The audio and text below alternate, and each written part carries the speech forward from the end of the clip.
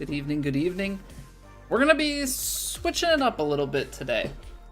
We're gonna be running some impossible challenges today. I think that's gonna be the bulk of it. I've got some courses that I'd like to check out. I think in the spirit of Pebble Beach, maybe we'll head out to Pebble Beach and try some impossible challenge stuff there as well. I can't say I was expecting this advertisement, but I guess they're trying to be tied to the actual PGA Tour a little bit more. Alright, they're just trying to get you to buy stuff. They're just trying to get you to buy stuff. I actually haven't even looked. Is there anything in like the seasonal quests and stuff? Also, get in there. 35 stream streak, man. Pretty crazy. Okay, so there's some reach level 100 of season 5. It's not happening.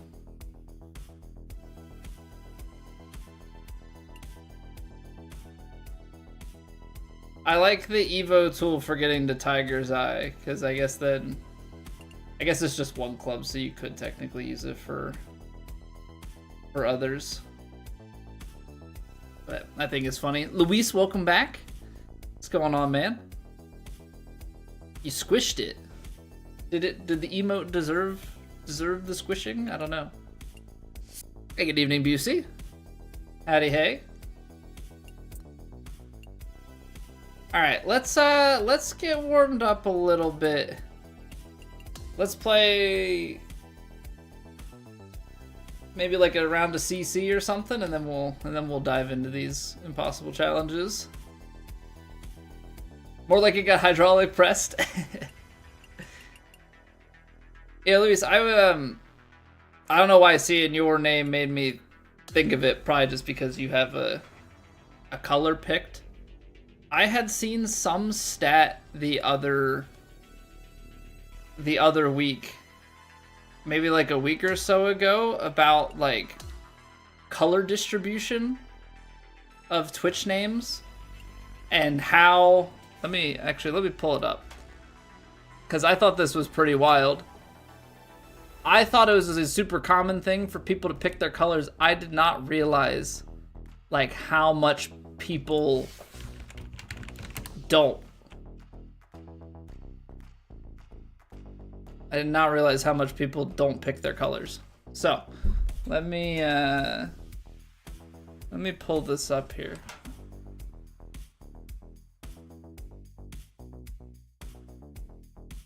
So, every user on Twitch can choose their color, right?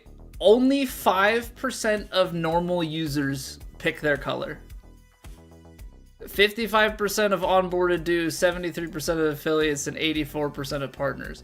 Which, like, it makes sense that, like, the more into Twitch you are, the more likely you are to change your color. 5% of people who don't stream to any capacity choose their own color. That's nuts.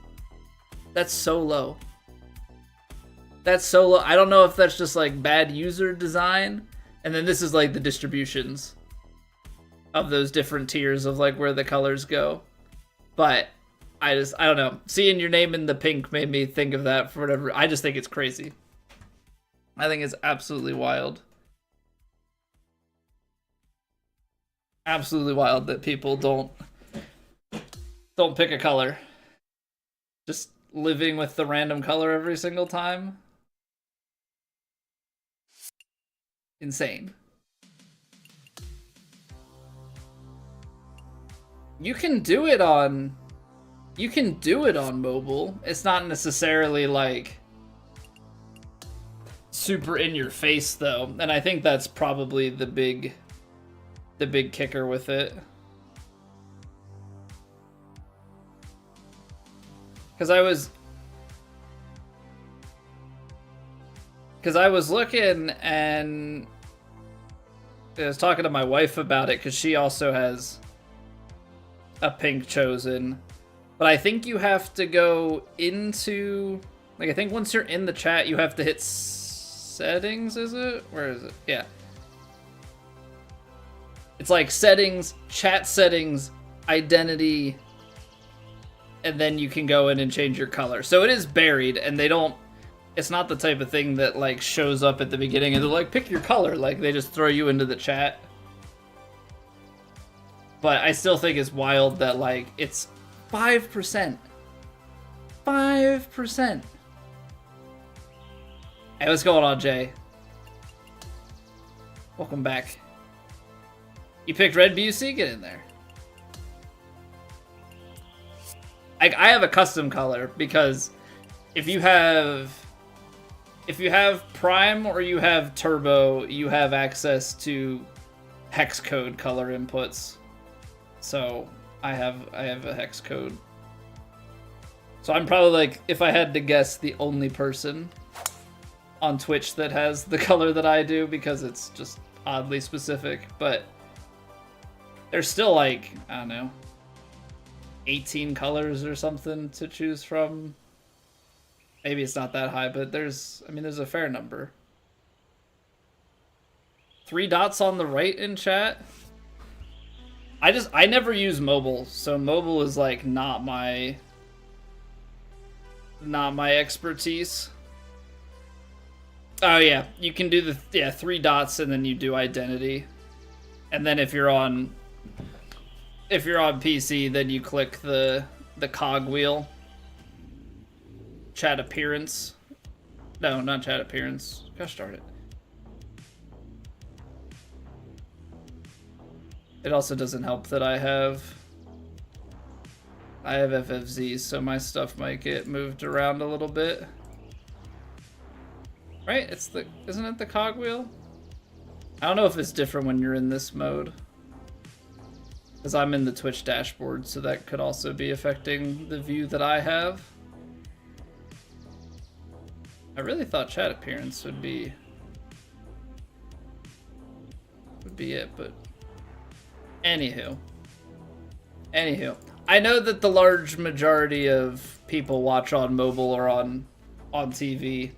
I actually don't know. I mean, there's not that many on TV. It's mostly on mobile, but I would be curious to know what the Twitch television interface even looks like.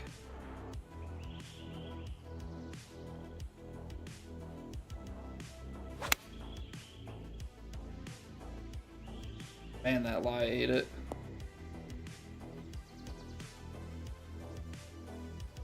That lie took it so much.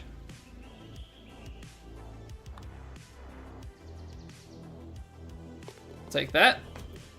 Still not fixed letting you share watch streaks on mobile.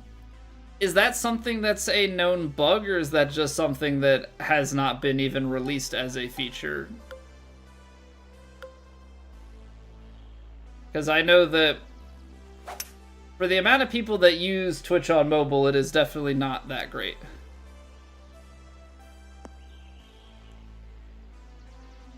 People use their consoles to watch Twitch. Don't know what happened. Yeah, if the Twitch app does it. Because my breakdown, so obviously, like, everybody's viewership breakdown, like, demographic wise and all of that is different.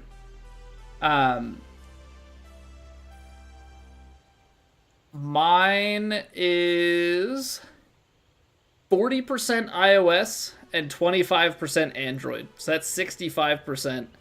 32% is from web.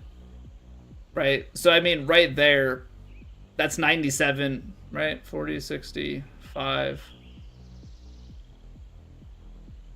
Yeah, 97%. And then obviously there's some rounding stuff because I'm getting to 4, but it's 2% watch me on TV, 1% on console, 1% other, less than 1% mobile web.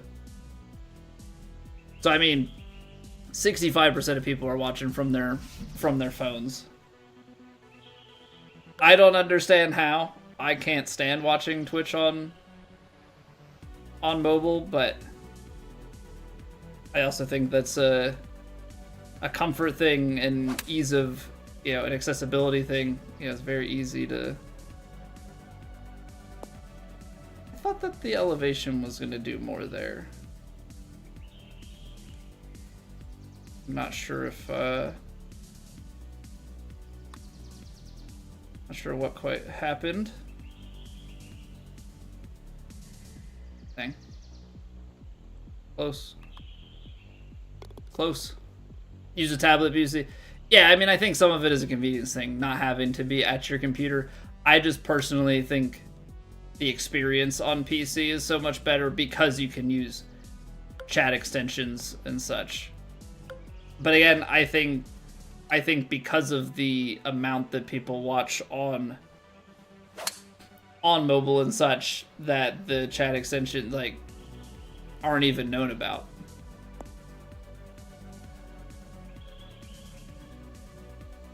So bug brings up to share and then says failed to share when you hit the share button. Ah, okay. That's annoying. That's annoying. Looks good, but obviously you have to go mobile to chat. Depending on the setup of the stream, though, it crashes your TV Twitch app. When you say the setup of the stream, like, does mine ever crash it? Because I wonder if the ones that crash it are people that are in the beta and are streaming in 2K. Like the 1440p stuff, I wonder if that's something that crashes the app. It really wouldn't surprise me if that did it.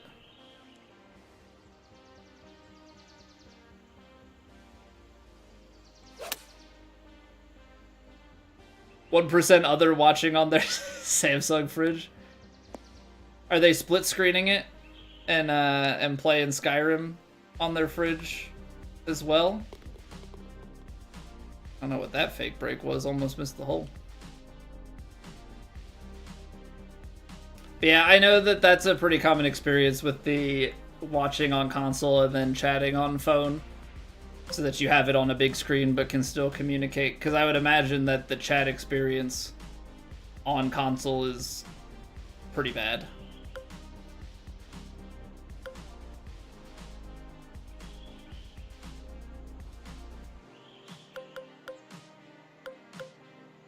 I don't know what else you do with this. I feel like this is still gonna be long.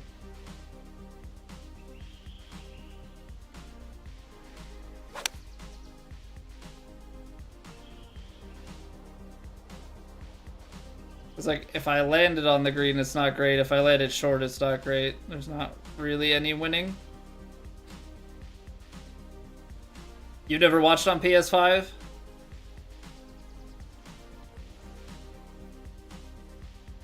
Yeah, I mean, like I said, I think the chat experience is going to be better, obviously, on mobile than on just trying to type out, unless you had some sort of, like, keyboard attachment for a controller, which I would have to assume exist. I just don't know anything about.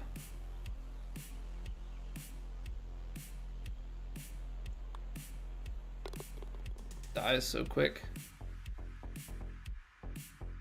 Be playing games on Expo and have a stream on the side, but they got rid of it because it took power away from running the game. Yeah, I mean, as time goes on, right, like, games become more demanding. And so there was probably an amount of time where a fair number of games, it would work properly. But they probably started to receive complaints as they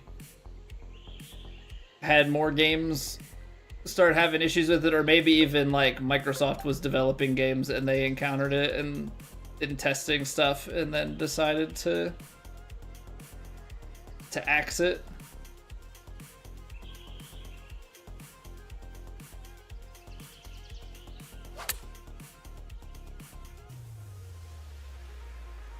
Oh, the light rough, so it should release a little bit.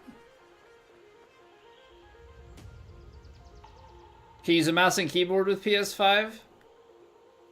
I guess you can, can't you?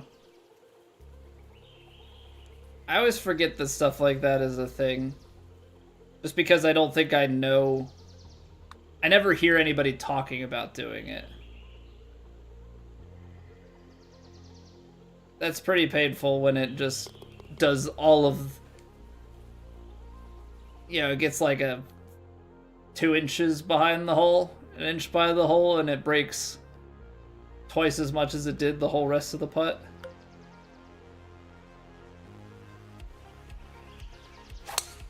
It's fine, I guess.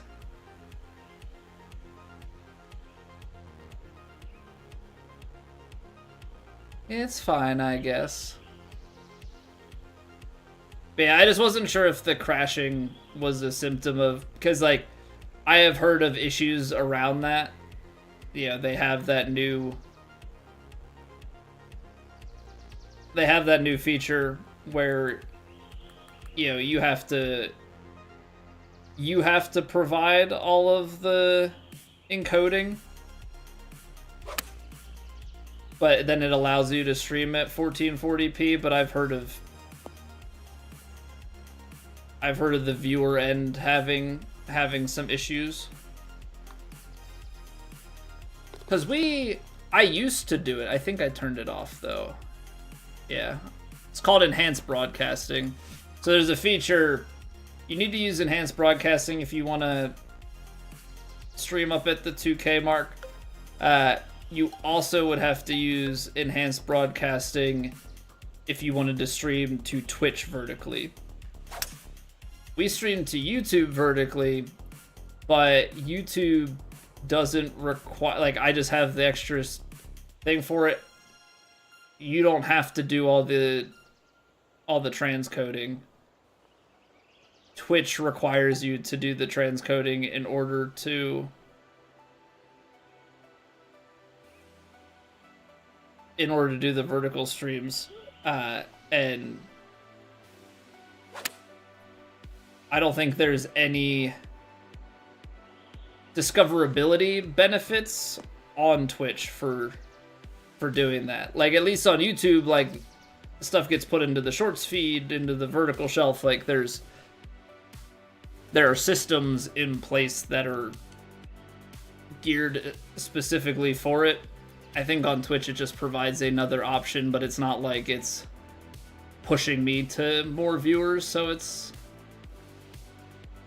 not really a worthwhile endeavor, in my opinion.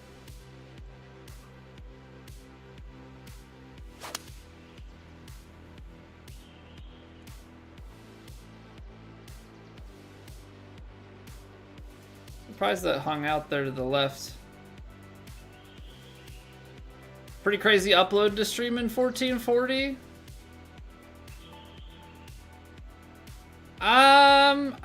I guess it depends on what you define as crazy, because Twitch doesn't allow super high bitrate.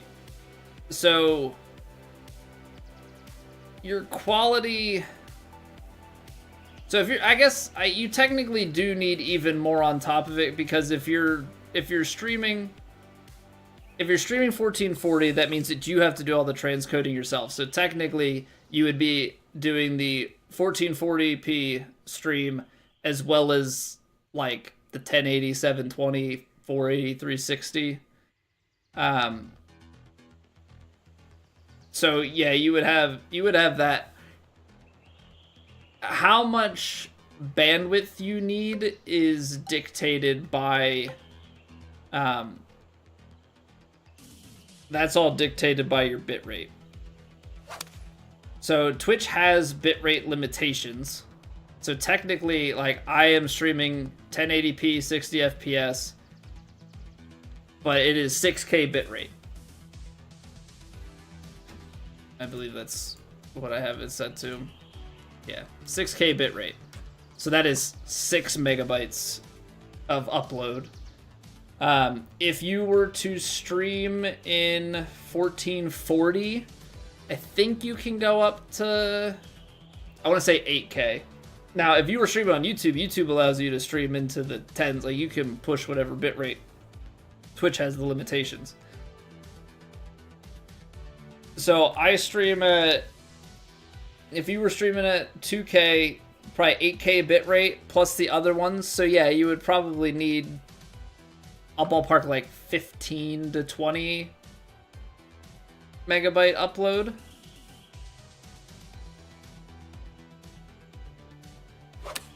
It would basically require that you have a fiber connection.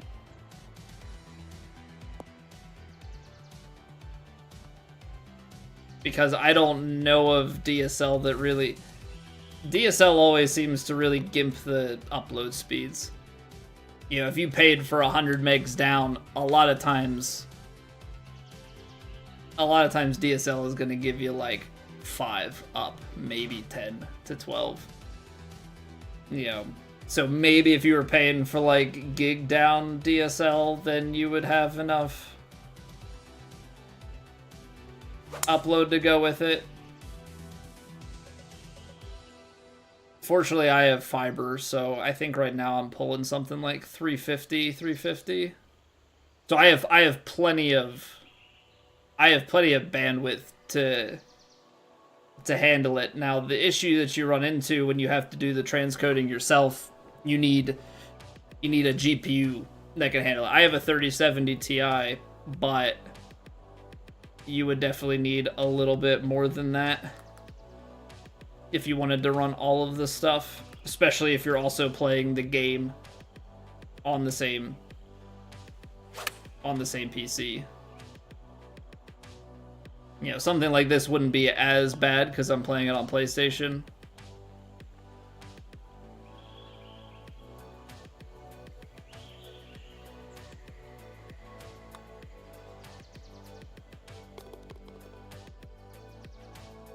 Come back of the stream PC? Yeah, except the timing of it is terrible, right? Because PC parts are so expensive at the moment.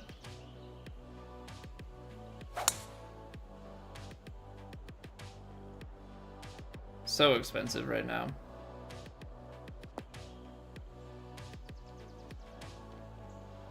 You know, at some point here, I'd probably like to upgrade my GPU again, but that's not happening anytime soon, even if I was like in the market for it right now.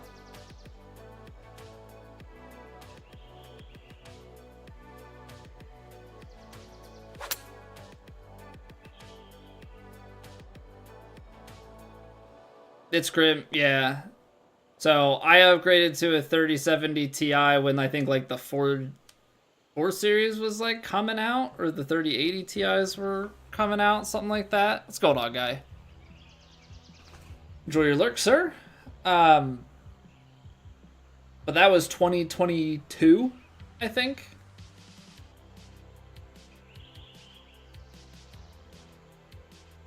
I'd have to review my purchase history, but I think that's roughly the ballpark.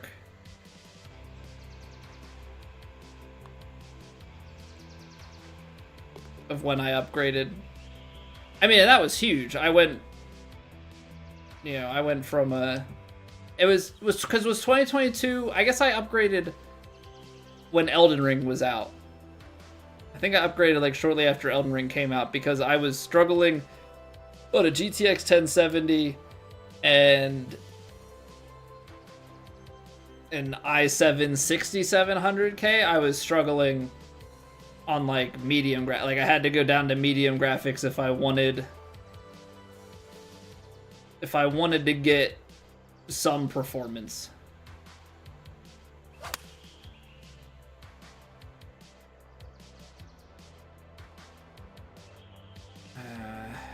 Put a little farther.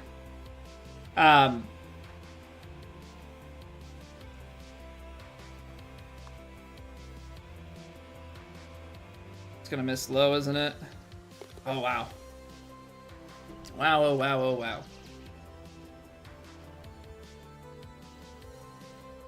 So I know I upgraded because I got a 12700K and an RTX 3070 Ti. So like I went up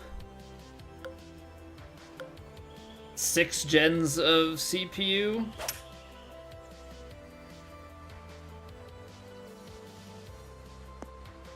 Six gens of CPU, and we went up, you know, two gens plus, right? Because just the way that it breaks down, 2 gens plus a little bit on the GPU. Last upgrade I made to my PC is I installed an M2 drive, and that, you know, M2 PCIe drive, and that is well worth it. So good.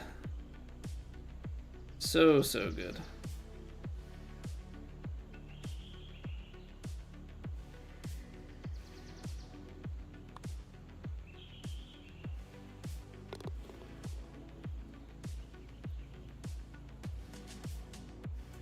You have Starlink, and for satellite internet, it's pretty impressive. Usually get 200 down and 15 up. Heater built into the dish, turns on when the snow hits it. Pretty cool. Yeah, I've heard pretty good things about Starlink in general. I feel like I wouldn't want to rely on, I don't know, satellite internet and then like the 5G internet. I know like 5G home internet is becoming more popular, but obviously situationally, like you only have the options in front of you. I want to be connected physically if I can. But if you're more remote, then satellite, you know, Starlink is a game changer.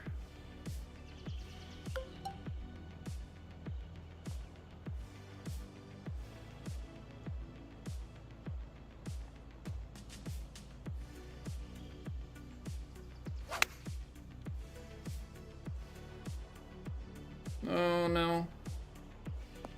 Yep. Rip. Out the back. Played too far right, let it on the fairway. It's all you can get. Yeah, I mean, if it's all you can get, then, you know, obviously that's the main thing.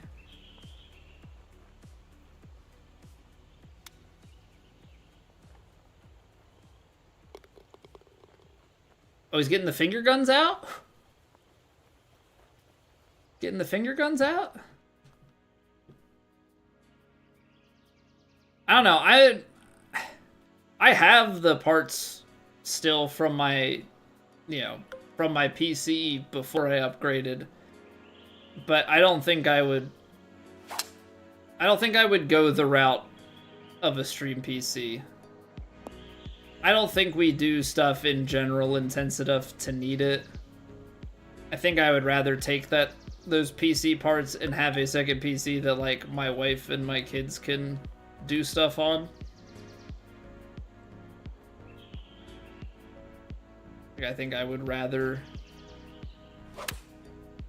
that be the use case.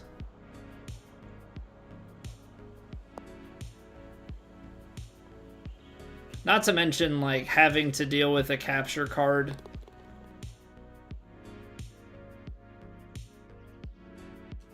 And everything, because I have a capture card, and you know, even though it's an internal capture card for this, like I still have to reset, like the audio gets desynced and stuff.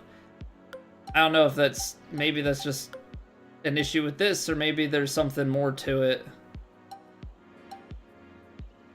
Not 100% certain why I get it. Maybe pull here might be okay. Because if it hits fairway, it might get a big kick over this rough. Ah, too far to the right. Okay. I mean, out of this sand trap is honestly not the worst thing.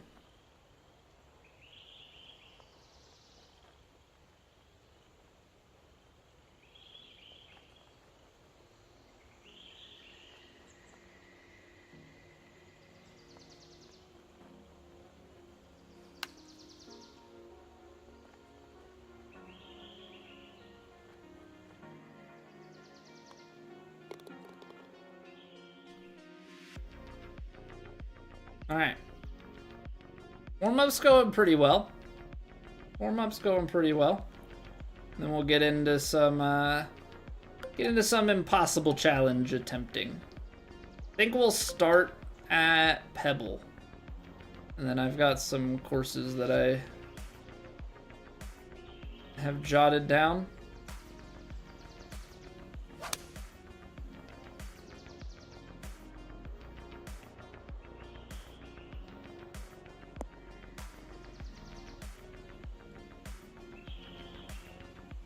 Yeah, like if you're playing, you know, if all you do is you play like these big FPS games and,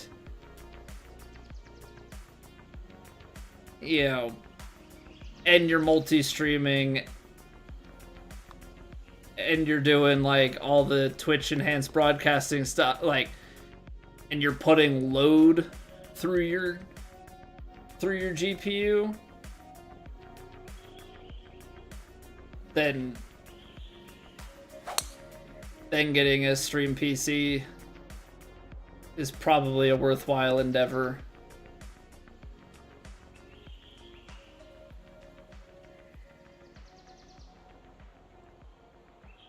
Yeah, and some of it too, I think, ultimately comes down to, yeah, there's the monetary side has to play into things just because of how expensive it is. Like, is the gain that you're getting from paying for that, like, worth it? Right? Are you getting your return on investment?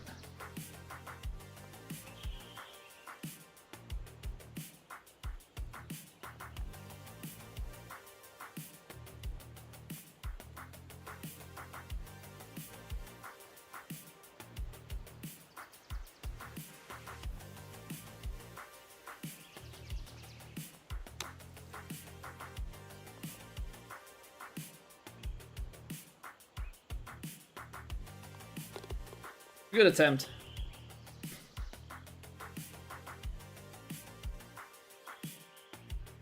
Basically, the big guys that stream.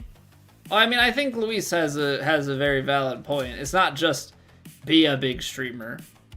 I guess maybe it depends on what you classify as big streamer, but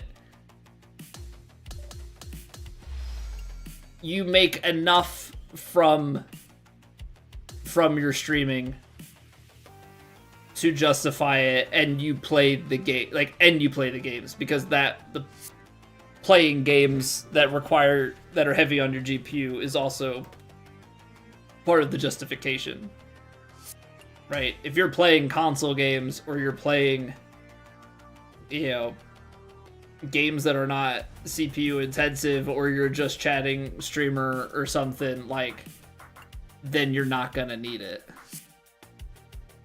Right? They're like, you can have it, you can do it if you wanted to, but I mean, I'm sure, yeah, Tim probably does. Would not surprise me one bit.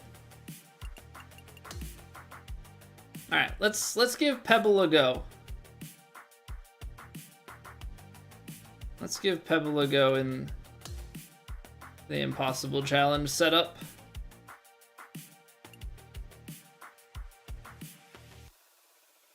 You would almost think that, like, when it is, I guess it is sorted by newest.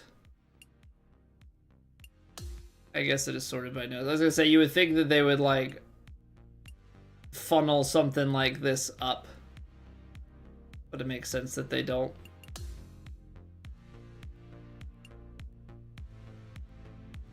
Moderates that are gonna get cranked up to very fast. I guess the technical impossible challenge would be, for this game, would be going all the way up to, like, the extremelies or whatever, or ultra, but I think that stuff probably doesn't even play at those levels unless it's designed for it, so we're not gonna tack that on. We'll go classic rules. Alright, give me 2 minutes. We're gonna go take a quick break, get the pre-rolls cleared out of the way. Appreciate you guys being here. If you're watching on YouTube and you're enjoying, you can always drop a like on the stream. Helps me out immensely. And I will see you guys back in just a couple of moments with some impossible challenge rounds. BRB.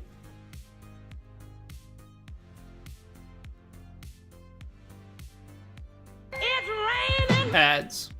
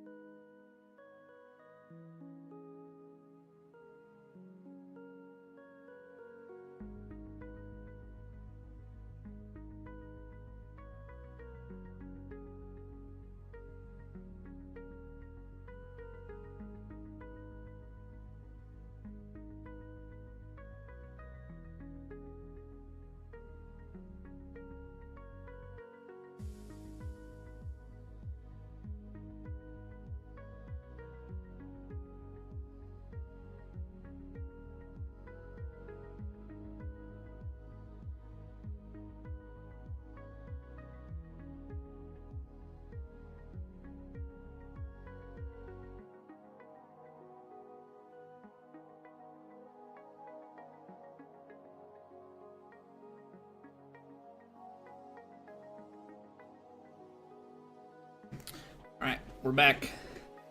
Okay, so we're gonna do some impossible challenges today, or we're gonna try it at least. So let's start with Pebble Beach, as that's where they're playing on tour.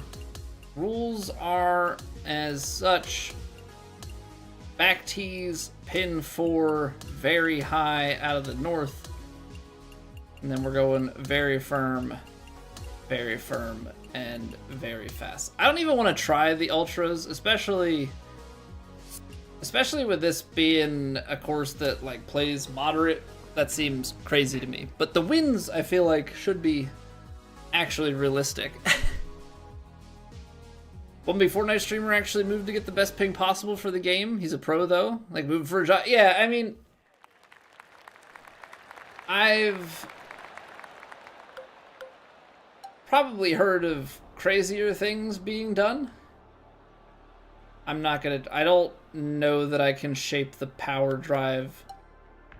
I don't know that the power drive rather has the that probably banks. It probably goes into those trees. I know that I've like cut that corner before in previous iterations of the game. I don't know that the way it's set up here I can. But yeah, I mean, I know of a streamer who moved for internet. Like, their internet was acting up all the time, so they moved to have access to Google Fiber. So, I mean, there's definitely... You definitely have reasons, you know, where you can justify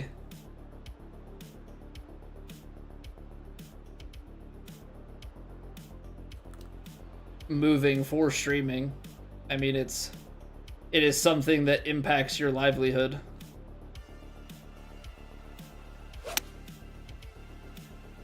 Oh, I pulled it. Get a nice kick right. Okay. Are we coming all the way back off the front?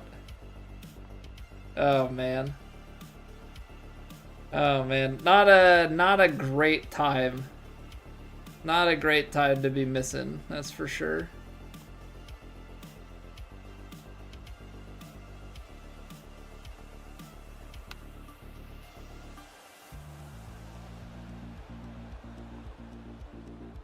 Jeez. Okay.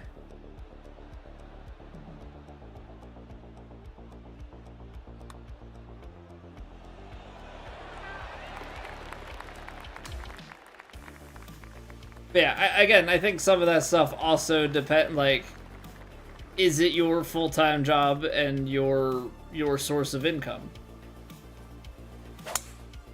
Right? Because if it is, then the moving is something that is justified. Now, if you're hopeful of making it to that point, you know, probably have to be a little bit more real with yourself of like, are you actually on track to make it or not?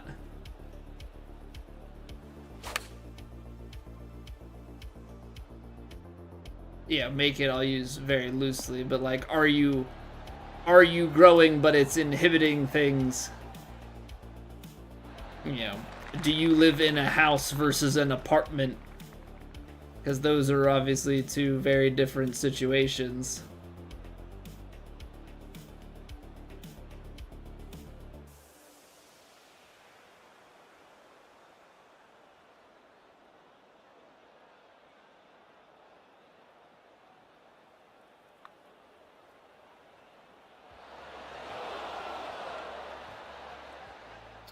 Okay. A little bit of an overread. Fortunately, this hole plays as a par 5 here, so not too bad.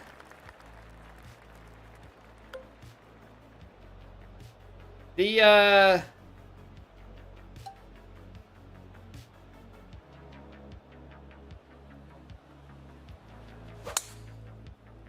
left it open. I don't want to flare into that. The very highs are not playing as high as I would expect for Pebble. If I'm being completely honest, like, when you think of the way that Pebble actually whips around IRL, like, I am a bit surprised here.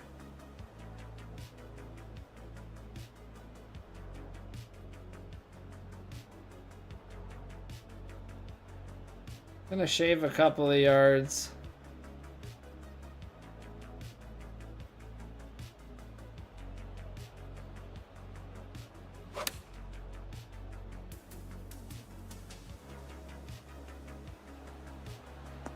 Open did not help.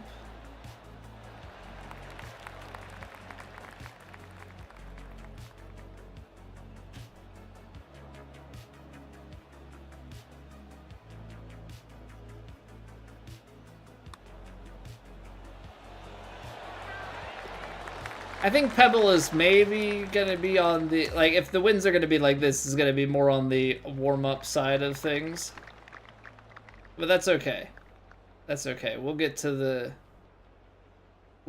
meaty impossible challenge stuff. Because I think it's a length issue.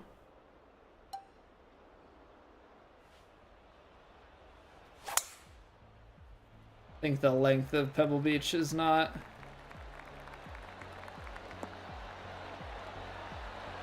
too bad.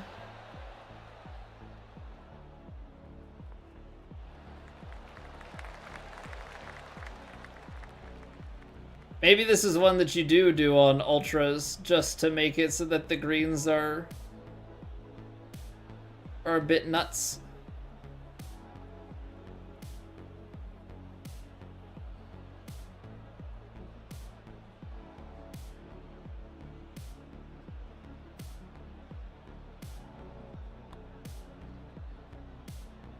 I hit it a little firm. Hopefully that helps hold it up high. Now we're still gonna miss low. We're not. We're gonna make a huge putt from downtown.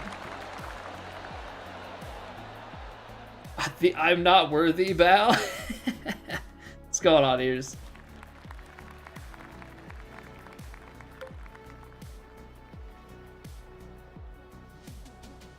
Okay, I think with the green speeds, you play it out here and you feed it.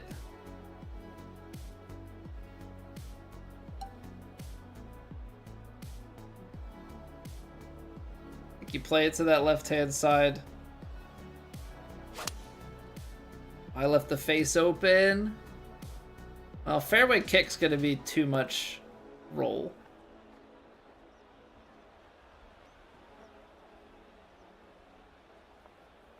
I mean, that's kind of what I wanted to do. We're just... It's a little far. Yeah, look at that. Look at that. Alright, you gotta be a little safe here.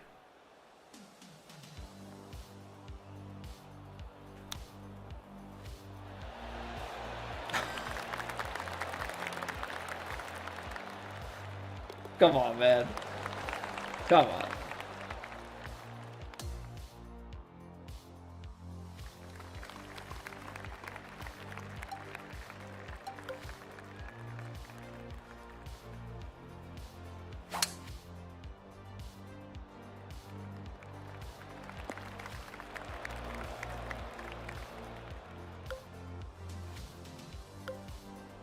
Okay, real talk.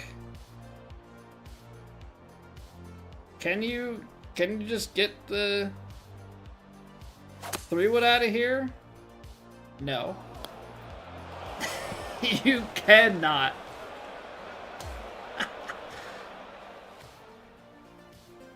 That ain't got no height. 4-iron have height? It's got enough.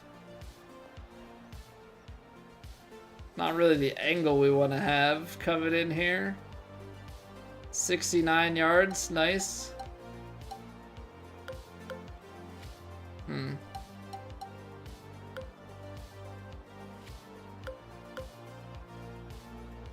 Too much wind on the lop. Oh, jeez.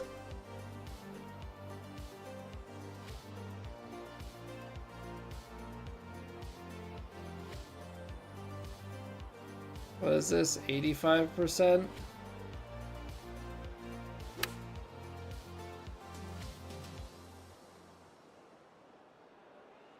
I'll zip back.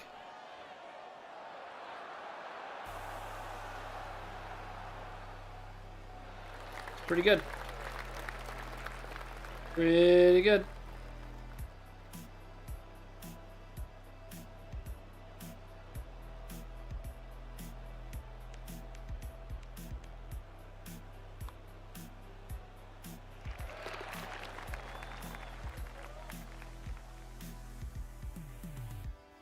Situation that some folks put 2 iron in place of the hybrid in the back. I mean, I took 3 wood,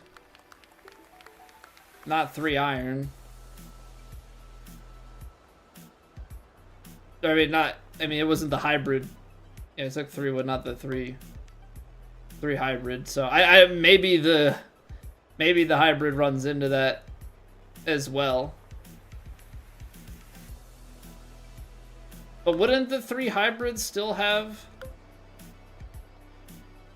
Wouldn't it still have less loft?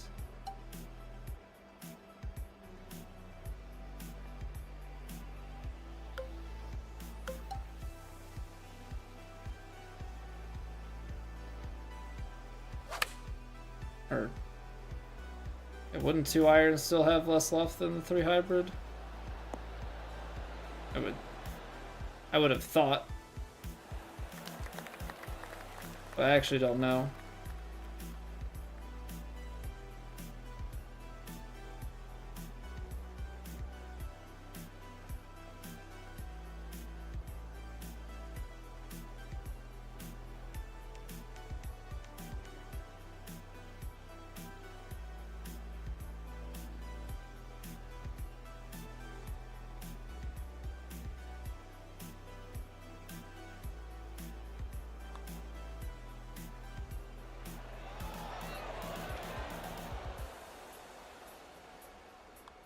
It's a little low. Inconsistent. Okay. Yeah, I mean, I get it. I definitely, I don't know. I feel like most of the time, like, it's a layup is still a layup. Like, I was being aggressive there trying to go for it, but, like, I couldn't have made it there with the 2 iron, I guess is the point, right?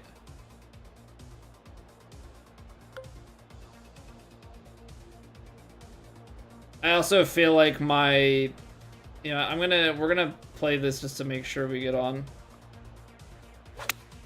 I feel like my miss percentage is not, oh no, I underswung it for coming off the front.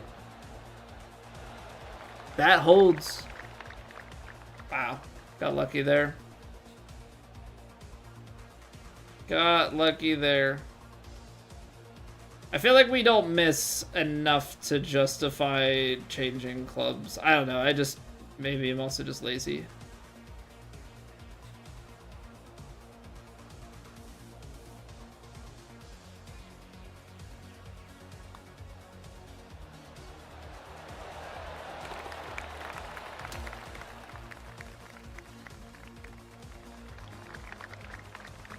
Yeah, I guess Pebble's just not, like, not long enough for crazy enough green complexes.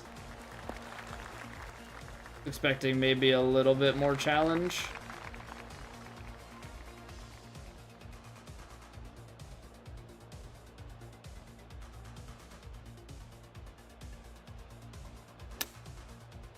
The underswing. Problem with partials.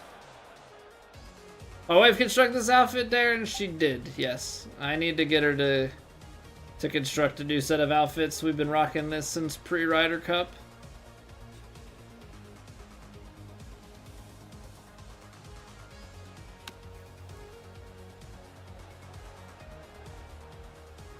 Oh no. I spoke too soon about the course.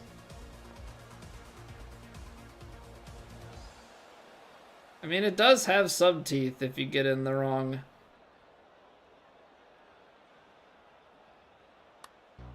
The wrong spots. Underswung it. Oh. We have 2 bogeys on the card, so it's not like we're getting through here scot-free.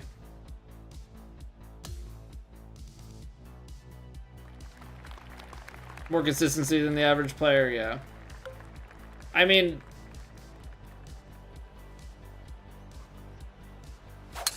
for better or for worse, yeah, that drives a lot of the decision making.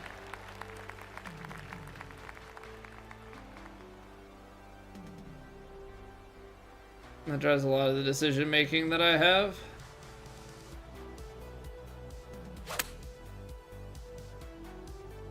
You know, maybe I put too much faith in it at times, but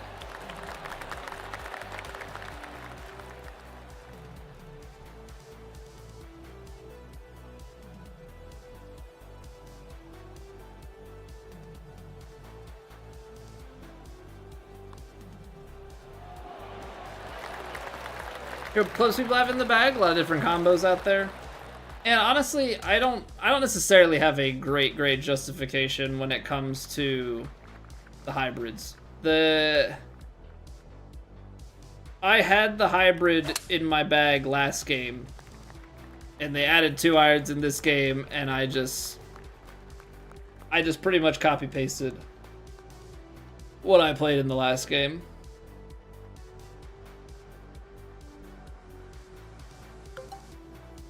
Not really a great reason. Oh, I underswung it. We're gonna roll all the way back off. We're not. I lied. Because it got sticky fringe. Oh boy.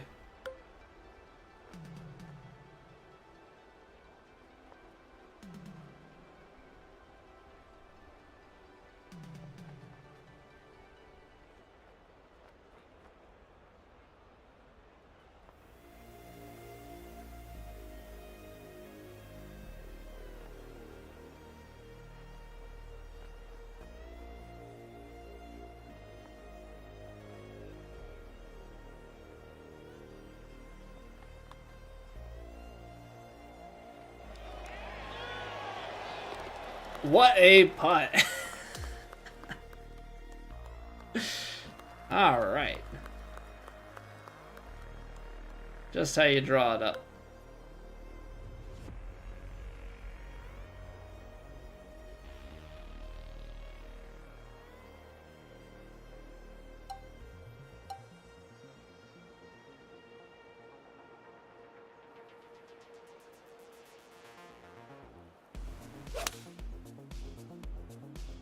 Come on, drift right.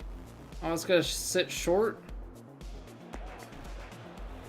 I put loft on it because I don't know. I guess I didn't really factor in it's in the air for so long. It's gonna need more. Fine.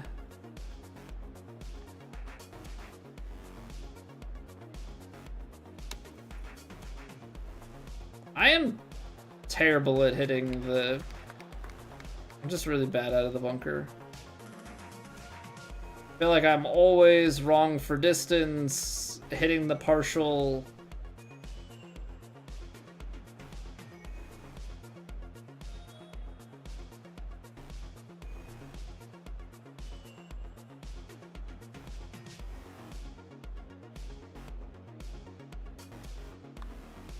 Oh, I underswung that by 4%. That ain't getting there. Oops. Swung a little soon on that guy. Swung a little soon on that one. My bad. Fairway irons, the hardest shots in the game? For you, they are?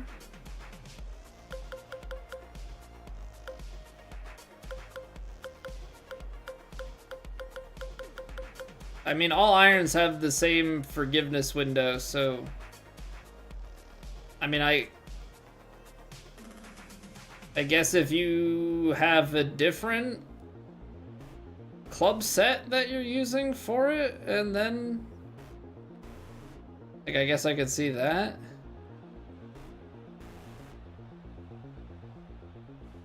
You had a different club set you were using, and then they had less stats. Something of that nature. Then they could be a little bit more challenging, but like, I don't know, your points are your points.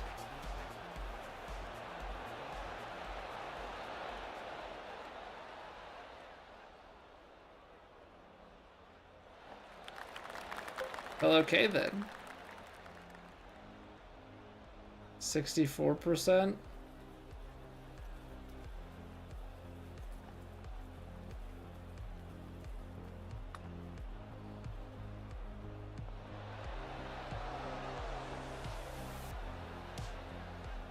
Still moving, jeez.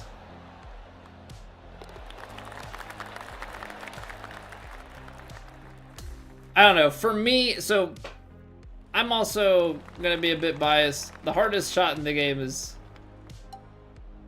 any of the flop shots. But that's because I'm a right-handed draw bias.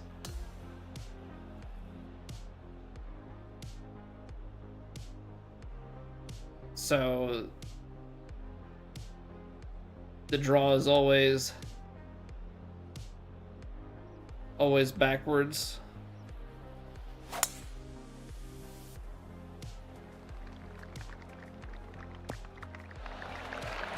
So for me, that's the hardest shot. 262. See, this is like sucker territory. I don't know what the right option is. Because I can't stick this on the green. Putting from there, you almost want to be in the bunker.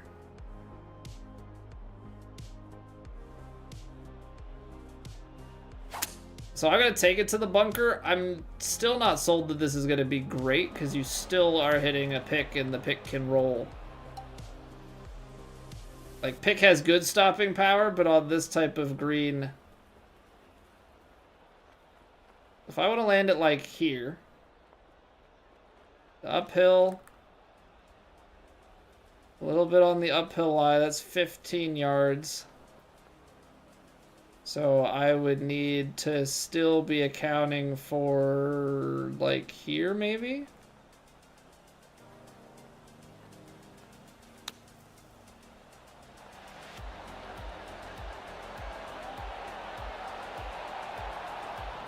I was just playing it safe. Like, I know I'm going to have this downhill putt. But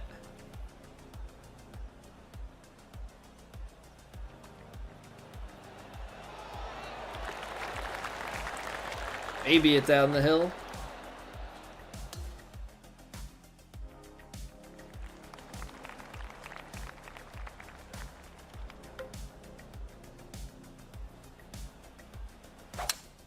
Ah! All right? No? Okay. When your full right is in the fairway? I wish my IRL game was like that, that's for sure.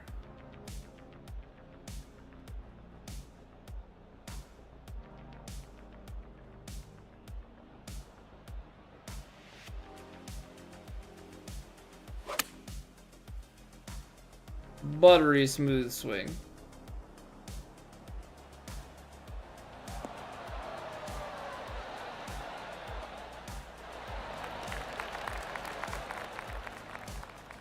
You do get a little bit of the backspin action.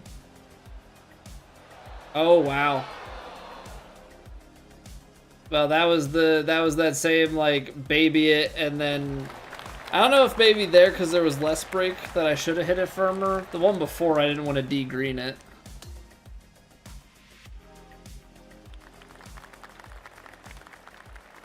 I don't know. We'll see what they do for the next game. I'm not like crazy hopeful that they'll change the way that those biases work. You know, from 2K21 to 2K23, we saw largely the same. They tweaked it a little bit, but largely the same tempo system. So I'd imagine that this whole Evo swing thing, we will get another iteration of.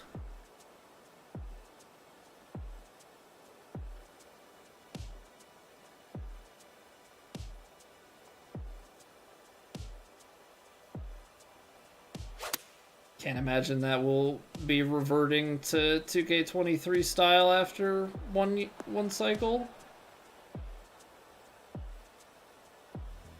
Trying to shape it so that it would run like that, but that's still just too short.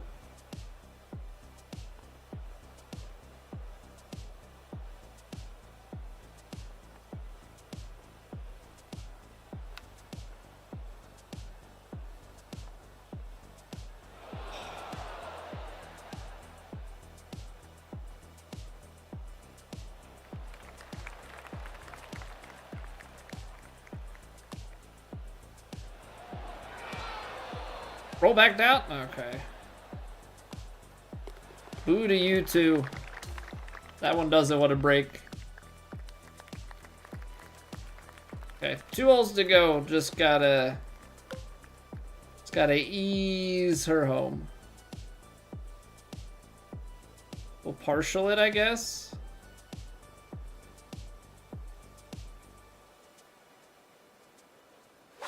Let's take a little bit off. Play it.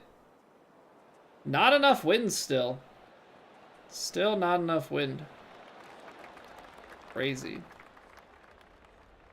Alright, let's see. So it's gonna be coming in from pretty high. 52%.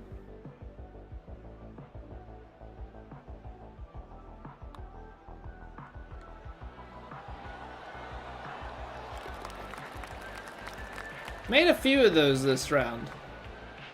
Oddly enough. We've also missed some makeable stuff, but...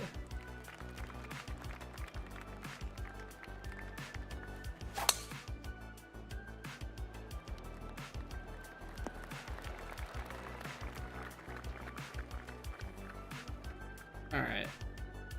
Final drive in...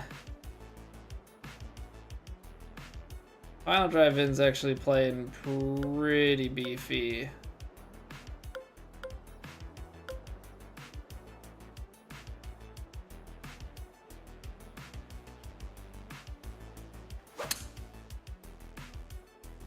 This is more of like a play towards pin high landing and let it run, because I can't quite go at it with... as if we're end up short. I mean, I guess I could. Make the missable stuff if that's what matters, Trompler? Yeah, but I also... I miss the very easily makeable stuff, so... I don't know, I always feel like that's more concerning.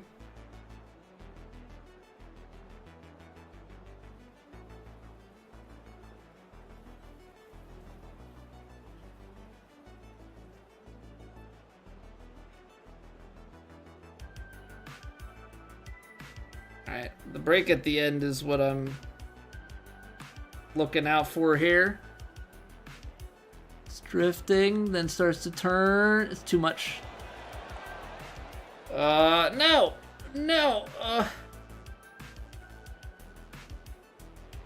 The very fast greens coming alive here at the end. My goodness.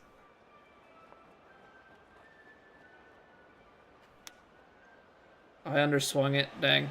That would have been a good chip back up the hill. Alright, we'll take 5 under on impossible challenge conditions. It's... maybe it could have... I don't know. I'm curious what some of the greens would have played like on the ultra... on ultra fast. Because these are normally moderates, right? So we're playing... we're playing on very fast.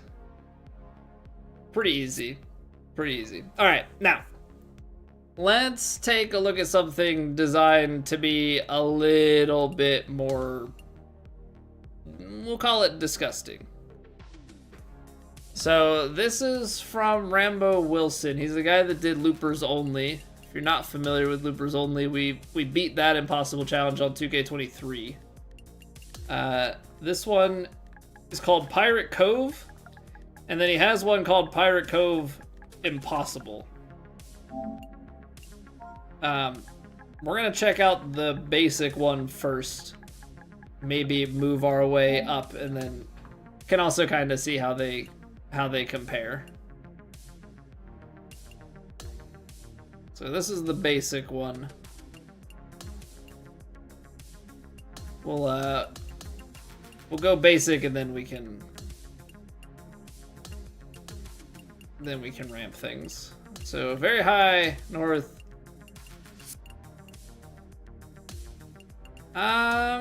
He has default very firms. I'm just gonna force it to very firm because I guess it's not necessarily going to be played on the impossible challenge conditions. So let's see what happens here. I don't know this course at all. Like Pebble I've played plenty of times over the years. All right, so right away the wind is like max. It's like a 28-mile-an-hour headwind. Also downhill a ton. We'll just get the tee shot out. Why was my swing so far off? What was my brain doing there? All right, we kick back into the fairway, so it's fine. I must have like held my controller weird or something. This is gonna still come up short. This is still gonna come up short. Ball's slightly above the feet, wind's turning it. It's so much wind though, so you almost have to like play it out here.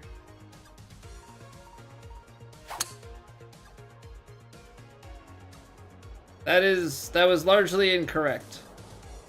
It did not turn it back over. Okay, hold on. So instead, don't overpower it. Don't play it that far out. For whatever reason, it did not play like crazy right to left curl. This is all we needed it to be. I know it's a par 4. This is where you should like super flop everything. And it's like a baby super flop.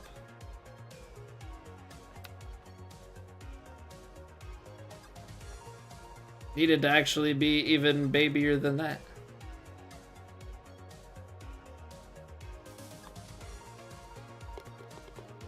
Alright. 2 over on the first, but we put it in the water. So the first round, when you start playing courses like this, you really have to just get a feeler round going. First round, you're not quite like full out attempting to break par. Now, if you can feel your way through it at first, then great. But yeah, we're not really trying to do anything. Why do I keep doing that? That's the same thing that I did at the start where I like take like a really straight shot instead. Who knows? Who knows why I do that? Let's go regular flop.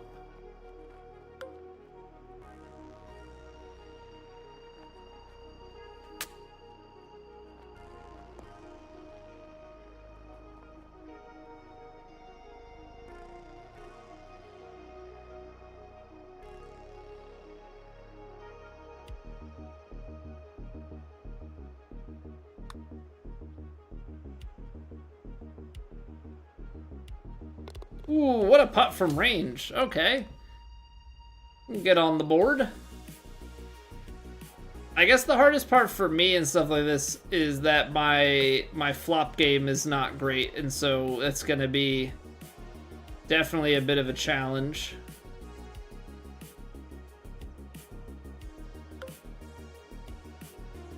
Oh, this is hard with the wind. 180 into the...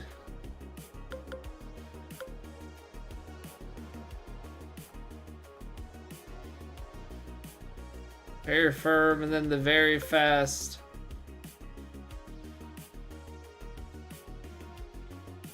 Let's just see what an 8-iron does off of the tee here. This is like trying to just find the green. I think that's the right idea. Trying to get that close. I don't know. Maybe you could take choke 7, but I feel like choke 7 is gonna want to run. Is gonna want to run too much.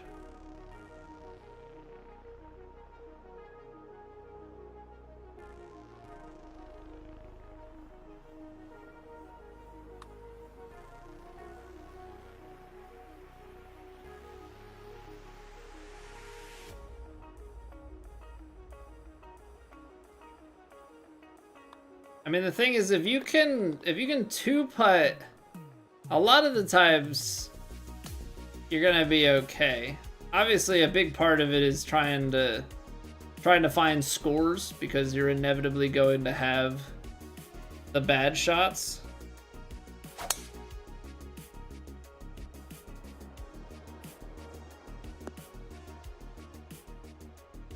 But like, we put the ball in the water and found double. Other than that, you know, I feel like so far so good.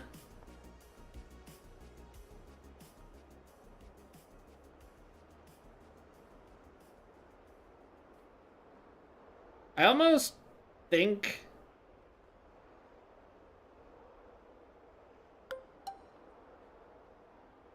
that I want to get it in the bunker.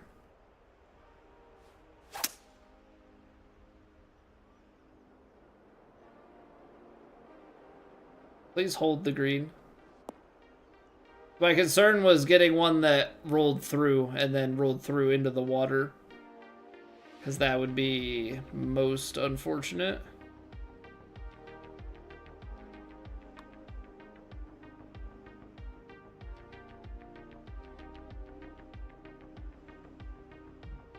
What? Turn. Get in there.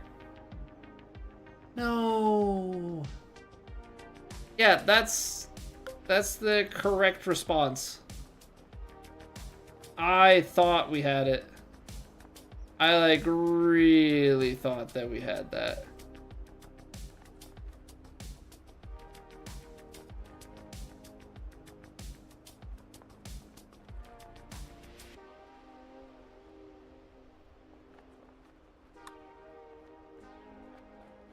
Good two putt.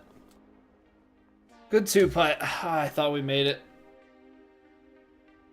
It was starting to come back. I was like, oh, this is gonna break just the way we need it to.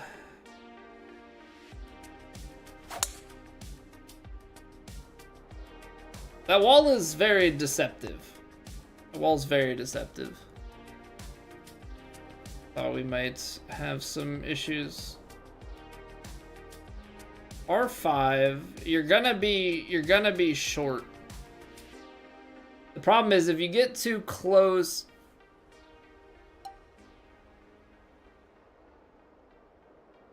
I feel like you want to try and get it there, because you want to be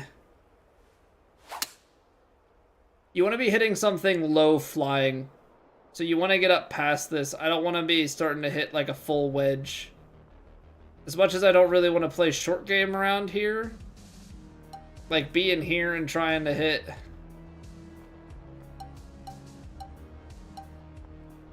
a flop shot.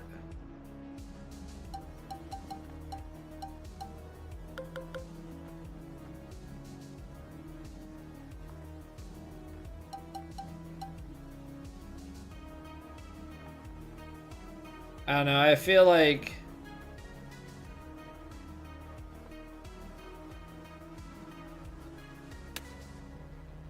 that was such bad swing path. That was such bad swing path.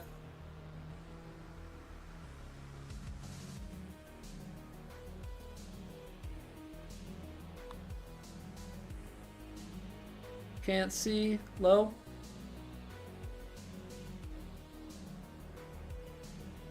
Alright. Par 5, definitely a missed opportunity.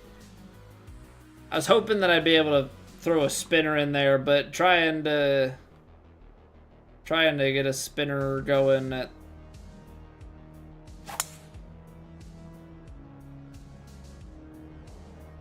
I guess I'm way off the mark. Wasn't really thinking about how downhill this is. That's 475 yards in the air. Am I gonna find the water? It's definitely the furthest drive I've ever had. 560 yards. Okay. So probably would be good to have figured out like what I should have taken there. I just kind of was like, oh yeah, driver, tee off. Didn't really think about yardages. Not at all.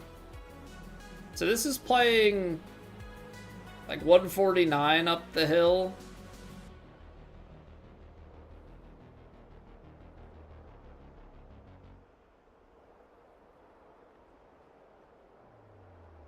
Mid 160s. Plus out of the heavy rough. I feel like I need to take 7-iron, and it's still just a hope here.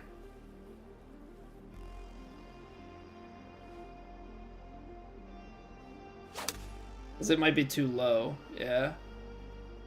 Distance was good. I mean, I'm in the thick stuff now. I'm out of bounds?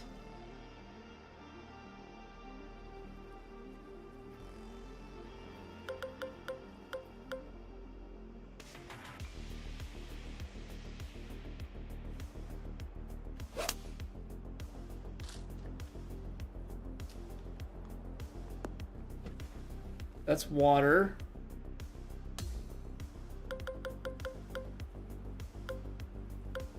Okay, so now you're gonna take extra clubs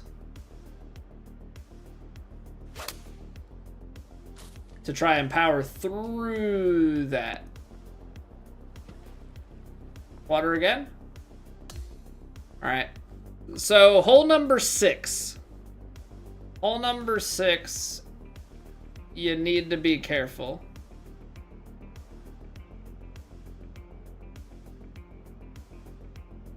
Because otherwise your option is... I don't even know if you can do this to like lay up back into the fairway. No. Because now you're like screwed.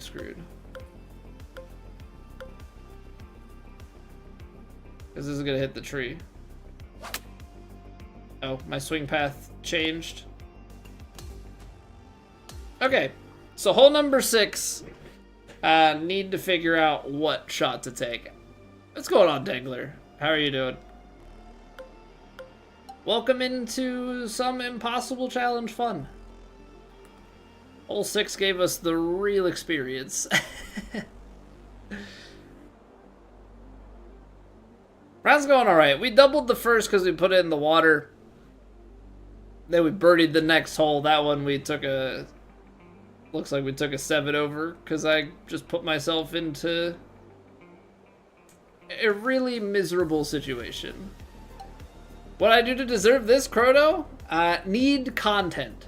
That's what I did to deserve it. I thought, you know, there has to be more to life than just TGC tours. Maybe there are other things in the world that people will enjoy watching. So, I mean, like, if you guys... What am I doing with my swing all of a sudden?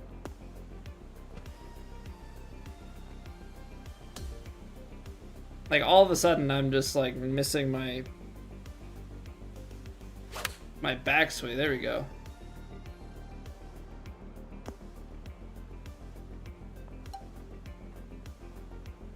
Yeah, so if people are, like, interested in watching not...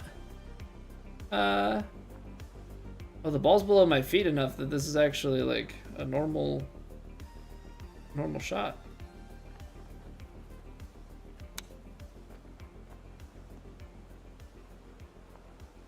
Not TDC stuff that's not this, then, you know, let me know and show up and show out.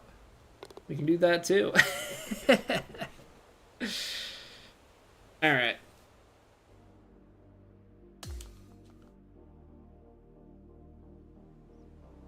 Yeah, a lot of these impossible challenges is also, it's really just learning the course and learning like what shots to take where. and then executing. Getting way inside.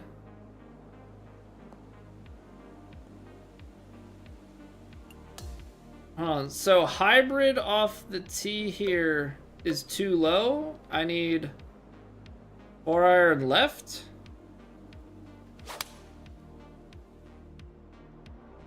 No, because 4-iron left is too short. So what if...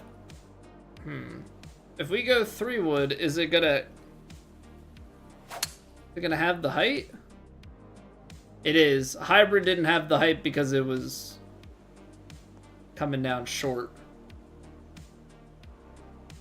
What makes this so impossible, Justin? So they're basically courses that are designed to be very, very difficult, and then you crank them up to very high winds, very firm fairways, very firm greens, very fast greens. So the whole thing is designed to be difficult, punishing, and sometimes a bit ridiculous, you know, and over the top in terms of how it actually plays. I am missing my... Oh my gosh. I keep missing my swing all of a sudden. There we go. I mean, I did the quick aim, so we're gonna end up out the back anyway. Okay. We must be getting a ton of distance off of the downslope. That must be what's happening. That's a much better line.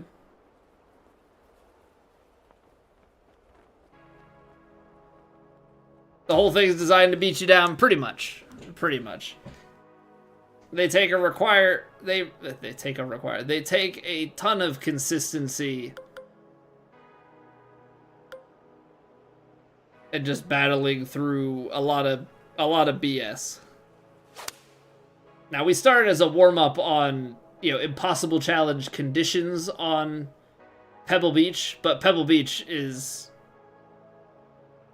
short enough and plays kind enough like that was easy. We shot 5 under. The like added layer to it is you're also trying to break par, right? Like that's the ultimate goal. Dude, my swing path feel is gone. I think because I started to get some that were like big pushes, and now I'm just in my head with it.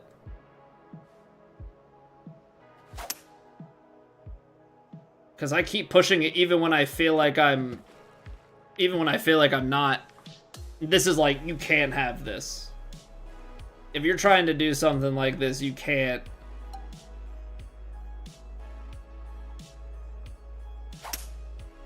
You can't be missing those, like, at all.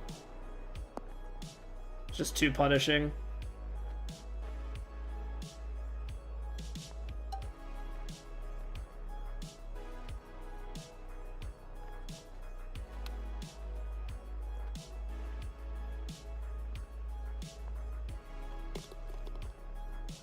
All right, we're 21 over going out. But it's all learning. It's all learning. PGA 2K is so fun. It is a good time, yeah. For sure.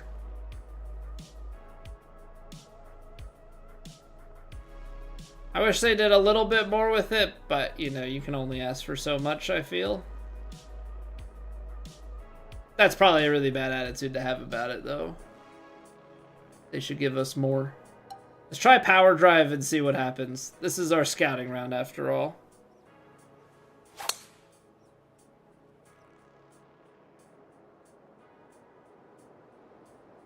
Wow. Is that water in front?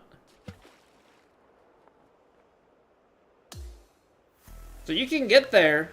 Downhill with this wind though. Let's try hybrid instead. Let's just get a fairway finder. That was the experimental. Is it, you know, how far can you go, and is it worth it? Hybrid is actually probably too far too. 51 yards down the hill. It's into the low 60s.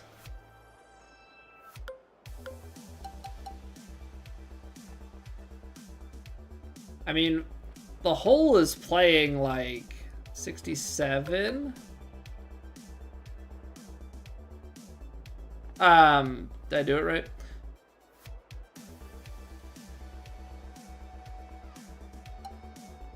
It's just gonna roll too much.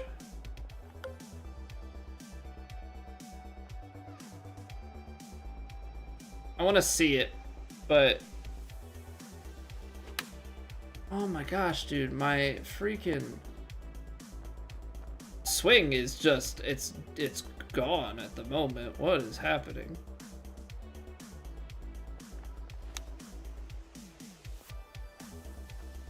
Holy cow. Holy cow.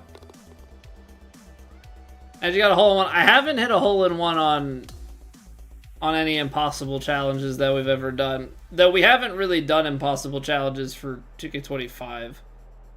We've done a bunch on 2K23.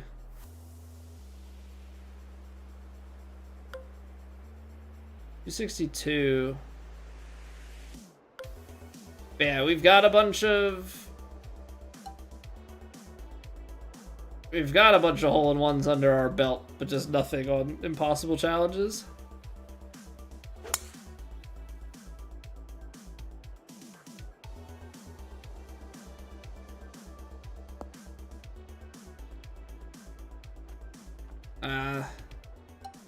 Into the light rough, and then down the hill.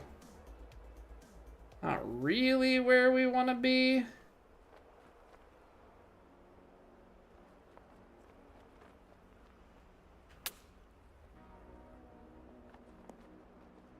One of the better flop inputs I've hit. Still gets off the green.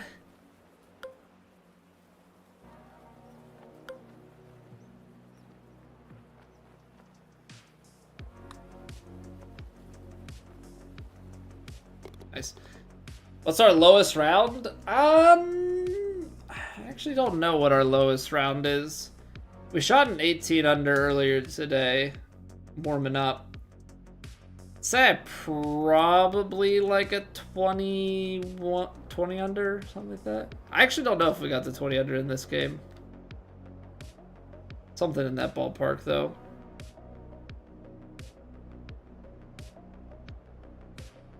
Move on to WWE 2K.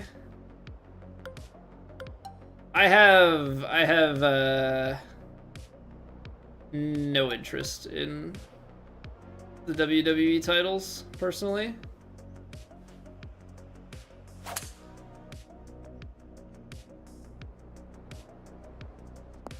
Oh, man. So do I have to take driver? I guess I do.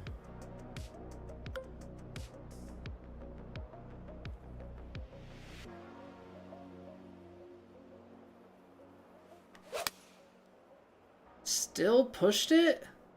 Dude, I am getting so many pushes and I don't feel like I'm pushing at all. Which I think is why I'm like so perplexed by it.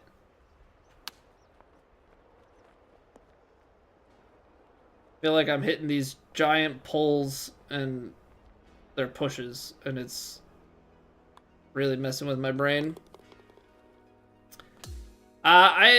Yes, but not a lot and very poorly. I wish I played more and I wish I played better.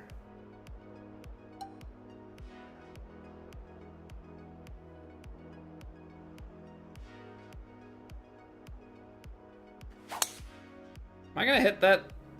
I am gonna hit that. Tree there, bud. Maybe it's not all that bad though.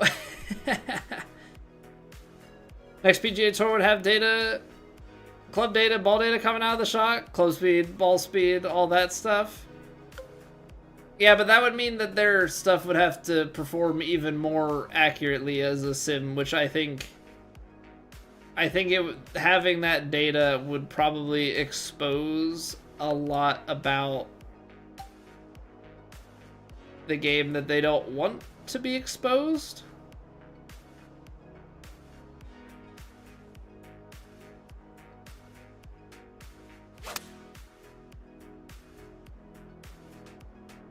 Just in terms of like how the physics work with the greens and the fairways, like I think certain things might not add up. That's my guess. I mean, I think, you know, that data would be cool as well. I think having it where, you know, I would love to have in tournaments that there's like strokes gained stuff, right? So you can see, you know, exactly how things are going when it comes to putting and approach and all that.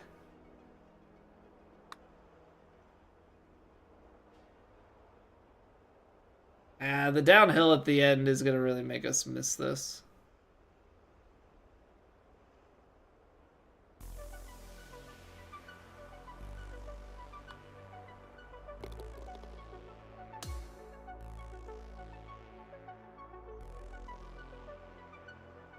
All right.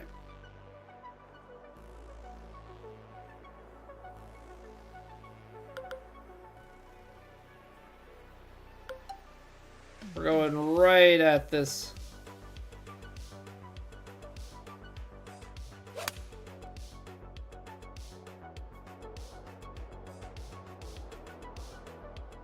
I was gonna take the 8-iron, and then I thought, nah, the 8-iron's gonna be.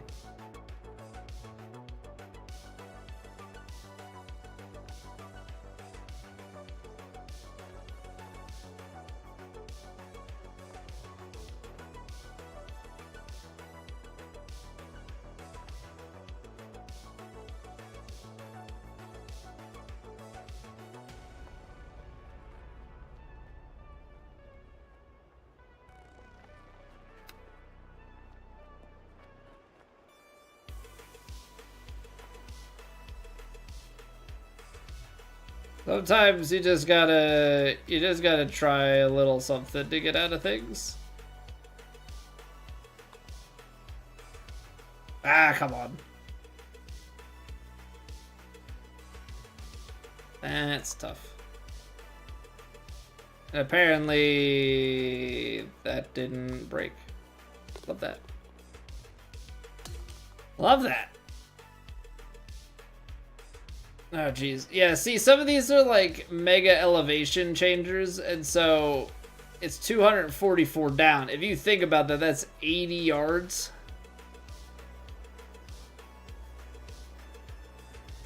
Which all of a sudden is 370, right? Like, you're carrying down, even with holding. I'm gonna take 3 wood here.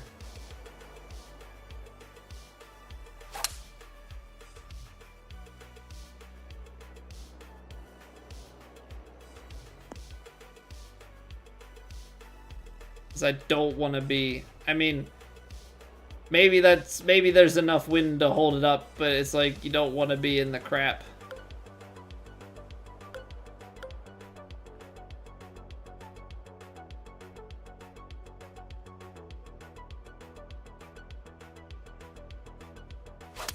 Use Greenskeeper? No, I have been a sculptor from day one. That camera was very funky, but this shot, on the other hand, is a thing of beauty. And back off the green.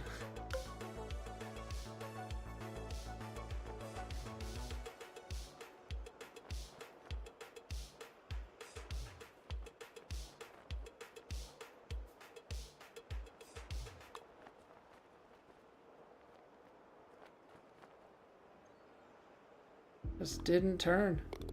Just didn't want to turn.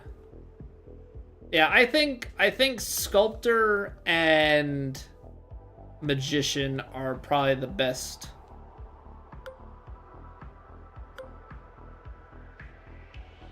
Probably the best two. And I say that because the better that you get, they just have better distribution of stats. I think Greenskeeper is just like too heavily weighted into putting and doesn't give you enough elsewhere. Technician is very forgiving, but you know, it's also at the cost of maybe some distance. Although I know great players who have played with Technician for a long time. It's definitely serviceable.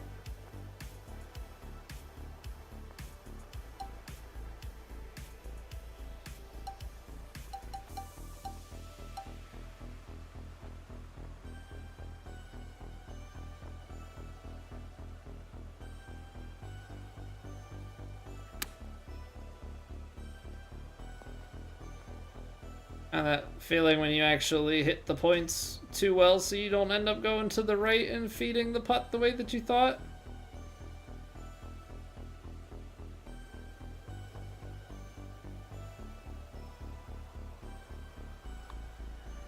Oh, I underswung it. Gosh darn it. That would have been in. That would have been in.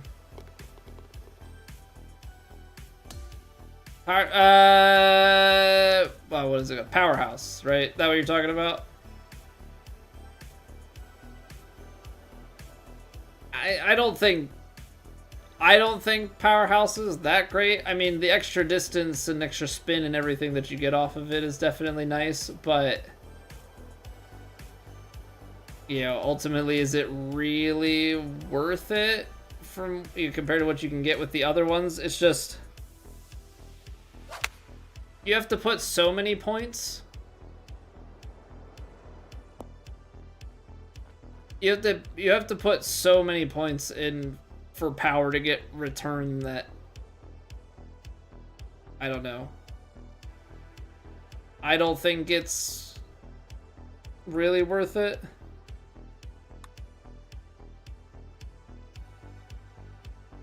It's the first time I've ever hit that big of a pull closed on my putt. Hey, take it easy, Dangler. Have a good one. Thanks for chilling. Club progression carried all your players. Yeah, it's the economy. I mean, those of us that have been around and playing for a while, like the economy in this game is really, really bad. The economy is really, really bad, and like it's just very, very greedy.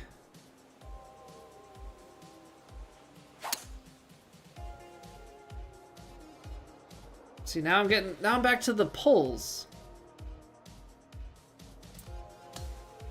I'm just trying something here because I feel like I can hit this. There it is. I mean, slightly open. I just wanted to see if at the 270, if it would actually climb, which it does. Revisiting Sculptor until someone reminds you that you have to evolve your clubs again. Yeah. The progress doesn't carry over, and so then it just becomes this whole thing of like,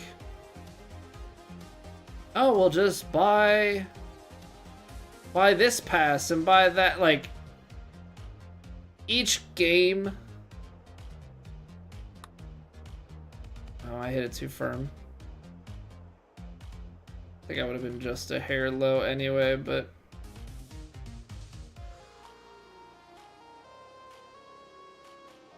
what was that?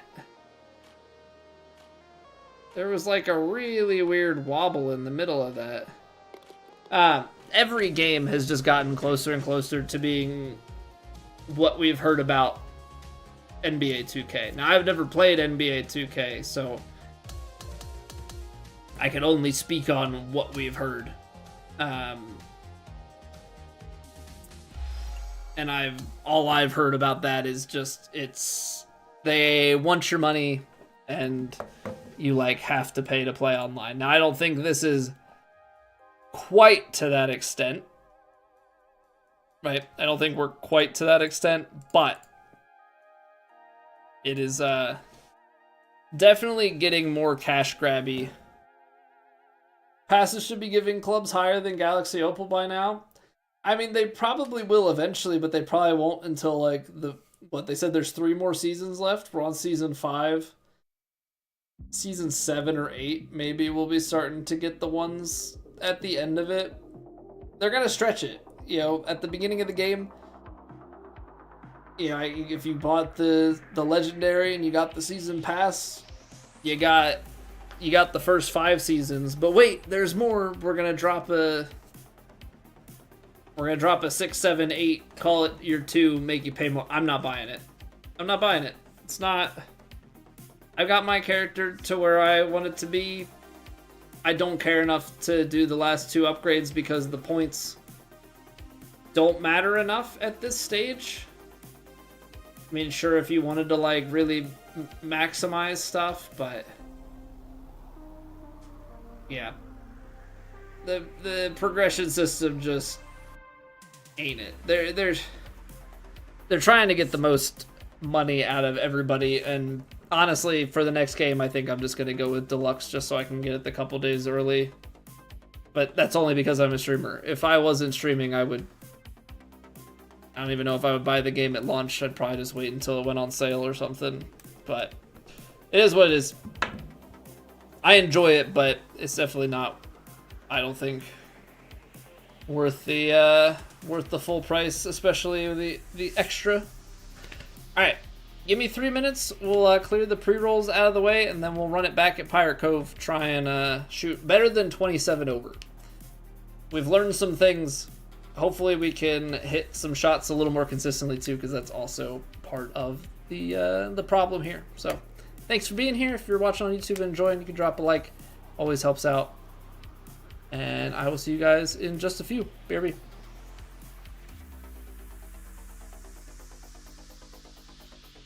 It's raining. Ads.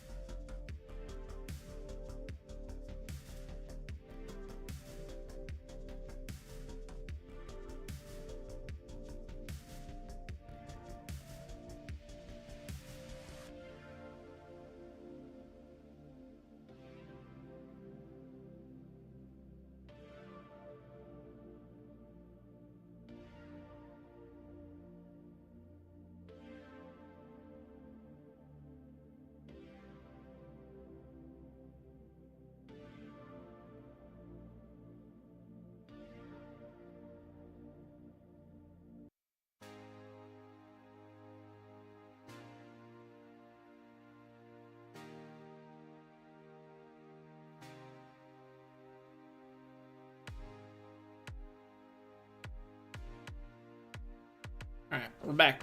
I really wish I could figure something out with the capture card. I don't know if it's... I'd have to do some testing if the audio desync happens if I don't have the vertical stuff set up, or if it would happen regardless. Man, I wish that the settings would, wish that they'd hold over. Maybe, I don't know if I backed out to the menu or something. Maybe that's what I did that got rid of it. All right, let's run it back. Let's run it back. I think we can do way better than the 27. Just need to hit points. I don't know what kind of happened to our backswing. Hey, good evening, John. How are we today?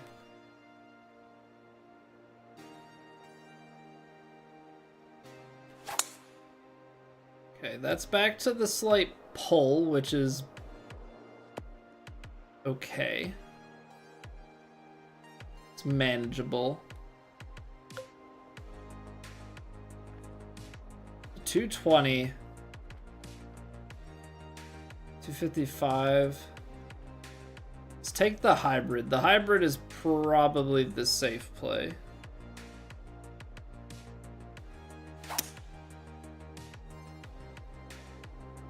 Just distance-wise of keeping us on the green.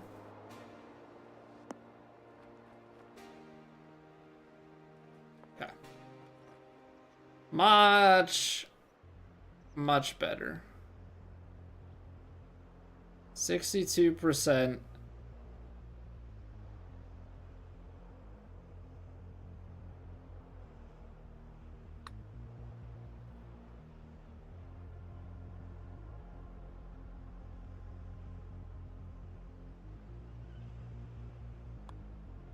I mean, I'd love birdies, but we'll take a par. We'll take a par. Pars are good. Okay. This is one we know we can take. Or actually, I don't know if I know we can take driver. Did it again. I'm like getting this part where then I like start to push the joystick on the way back. I don't like having new miss tendencies. It's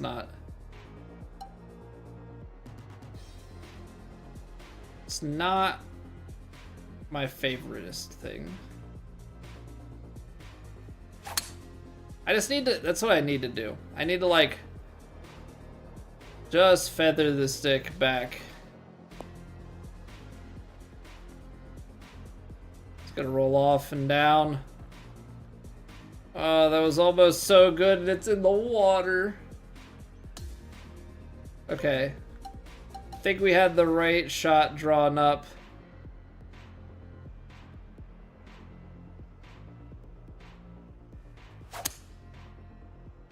Well, now I closed it. Yeah, open is just where you can't be. Like down here is manageable.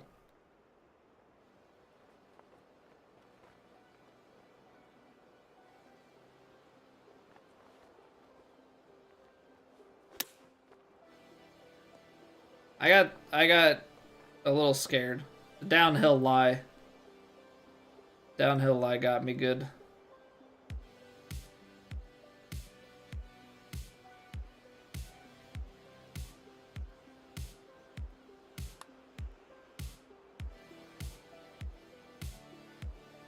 Oh, that underswing. Alright, well, you know, water balls are gonna happen. Again, this is all just still fully a learning experience. You gotta learn the course first before you can, you know, dominate it. That's quite dangerous. That landed on the fringe. That fringe kick really not helping things.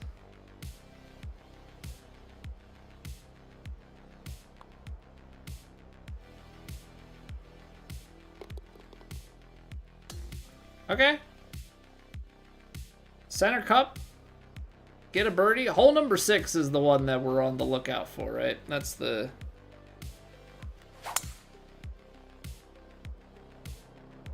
That's the one with the most worry early on. Oh. That wasn't nice. 37. Ball is well below the feet.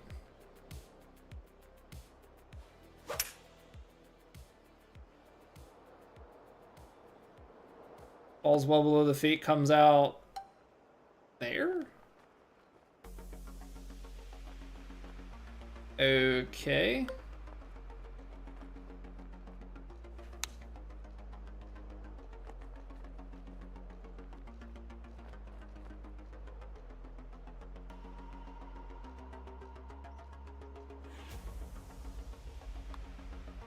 A little bit on the unexpected side, but we get up and down. We get up and down.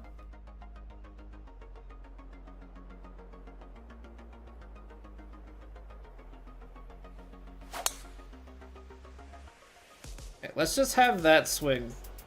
Let's just have that swing. Now, I think what we did here last time makes a lot of sense. I think you want to try and get it down. I don't know if I should have power drove. It's a baby push, but I think just trying to get it down so we're not hitting a full wedge is the way to do it. It's kind of always putting ourselves in the position of having to hit a flop. Don't think we want to try and do this because it's going to be short.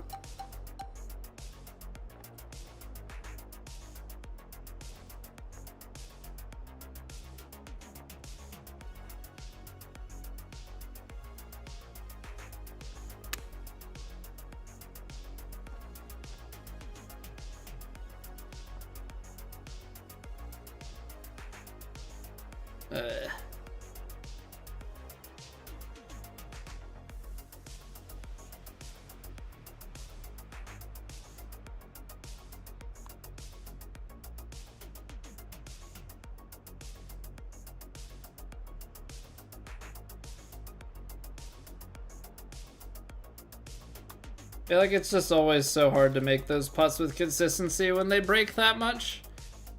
Definitely our chance to get back to even. I don't know if maybe I should have gone closer. Okay, so what we made the mistake of here, it's 738 feet downhill, which is like 240 yards, right?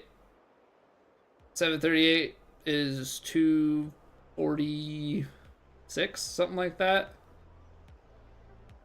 So 246 extra yards. I mean, we want to kind of land out here, say if you want 475, you need like a 200-yard shot. With the winds and everything, we're gonna take a 7-iron off this tee and just see what happens.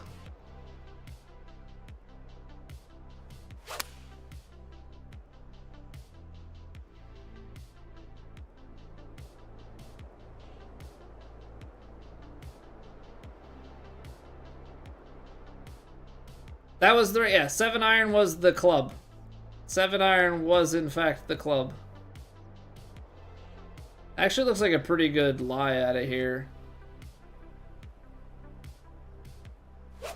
From that distance, the wind is such a big factor. But we at least shouldn't take a max from here. We're not gonna have a great time, but we shouldn't take a max.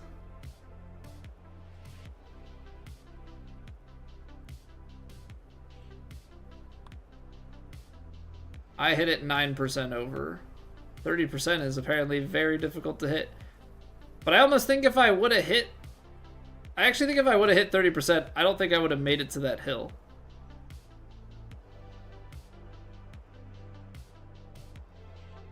Okay, I said about not maxing, but oh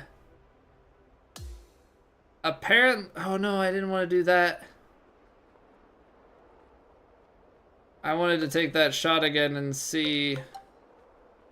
Whoops, I just kind of spammed through it.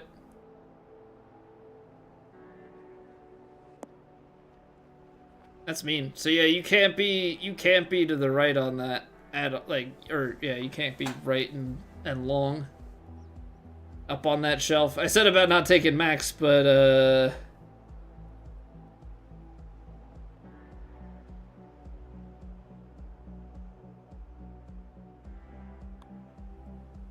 33%. You gotta tap it. You have to be so quick on those swings to get the like low 30s. As soon as you hold it a little bit, you're up into that upper 30 range. Because there's also definitely some like rounding stuff that happens. Okay, now up the hill, this strong, the wind's not going to bring it back over as much. We're going to give it a full shot straight at it. I mean, not much else you can do there, to be honest.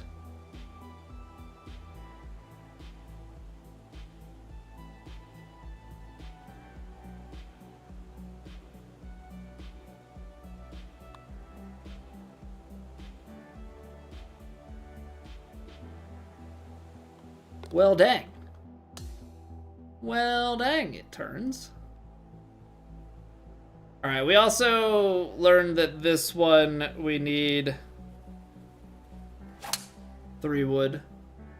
Because I tried to do hybrid and there was just too much elevation.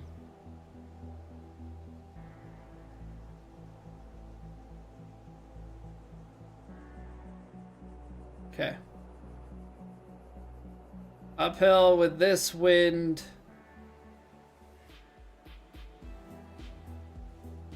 Take a little off.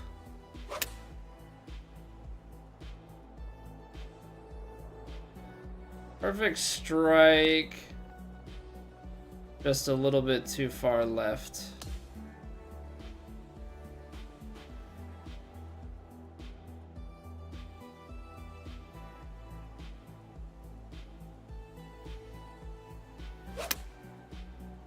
Well, I think it would have been okay.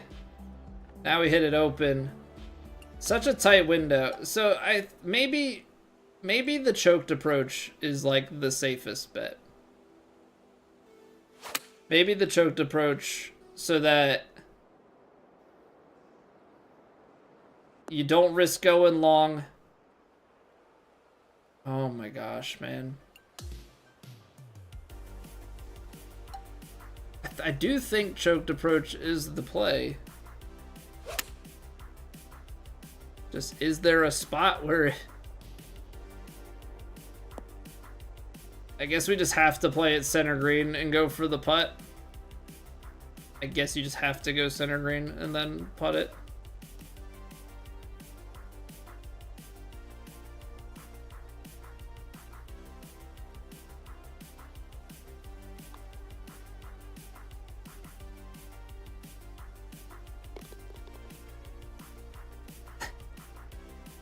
Made the putt to save what?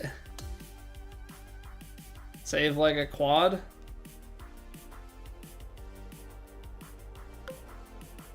Quad, a 5 over? What did we even save on that? Let's go hybrid. Let's figure out our tee shots. I think there's enough banking here, yeah. Okay, hybrid's the play.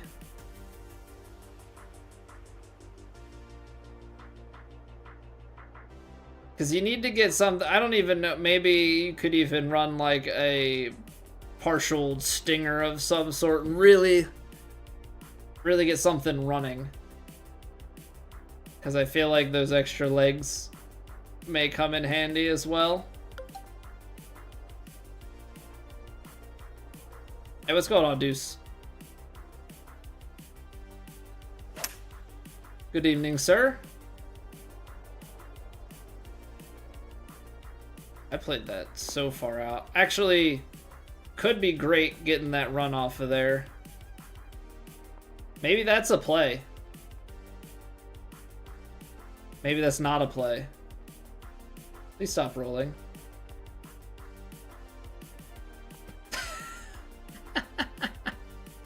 That's not it. That's not it. There was a moment in time where I thought it was. It is.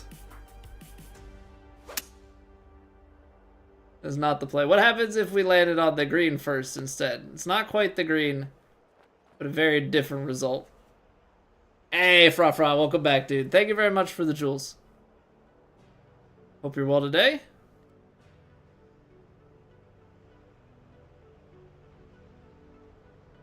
Alright. We're just gonna play it super high here and probably still manage to miss it low. Crazy.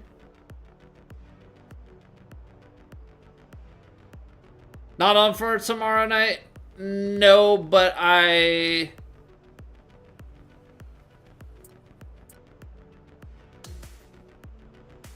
don't think I had like officially confirmed that with you guys yet. I think I had like thrown it out there that I might not. That like we were probably off.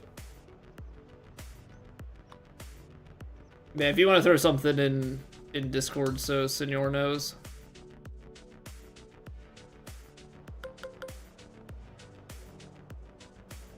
Okay, we're gonna go try and be a little bit further back this time. Let's go 4 iron instead of 3 hybrid. We are.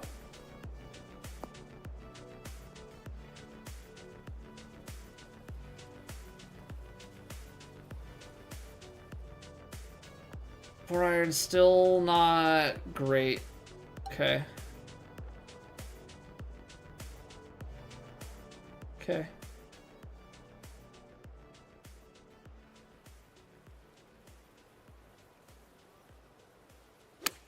I'm very much so looking forward to, curious, nervous, all of the different feelings about next season. Oh my gosh, man. What? Because there's no spin control on the partial.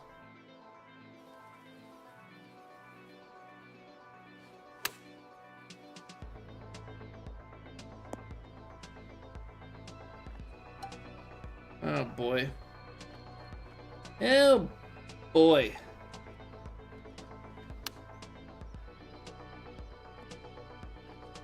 So you have to lay that back so much so you can get a wedge on, or else you're screwed. Yeah, so my parents were always coming into town this weekend. It was just a matter of would I have the Friday, or would they be coming in Saturday? They're coming in Friday night.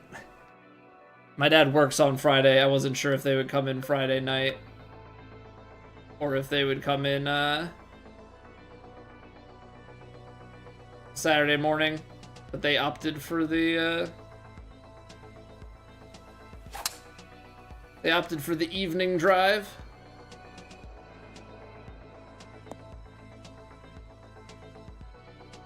So 3-wood doesn't quite have it.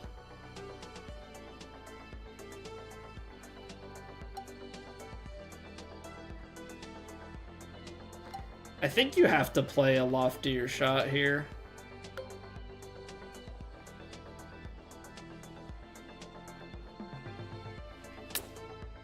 Oh, apparently I got my swing path too much.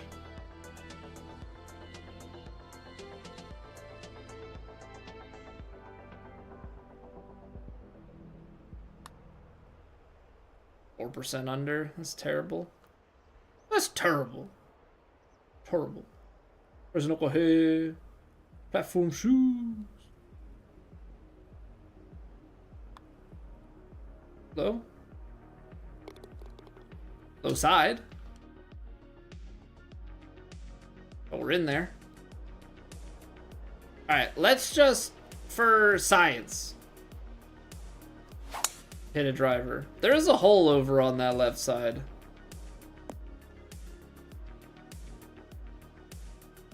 But driver is actually safe and leaves you wedge in hand. And I do appreciate that. I like wedge in hand. Wedge in hand is a friend of mine.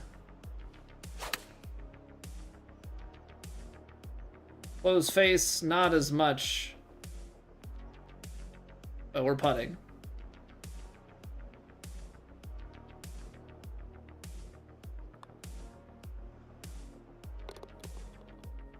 Okay. I'd take that every time. I would absolutely take that every time. Last time here, we hit a tree.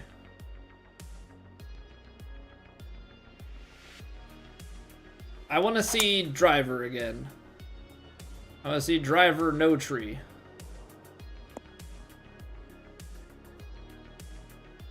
Okay. Driver, no tree. Sounds like some weird translation of an anime. No, but I think this is good. I'm a little bit concerned distance-wise that we may be short, but okay, not that bad. Okay, I thought I jinxed myself and was like, oh yeah, not that bad, and then immediately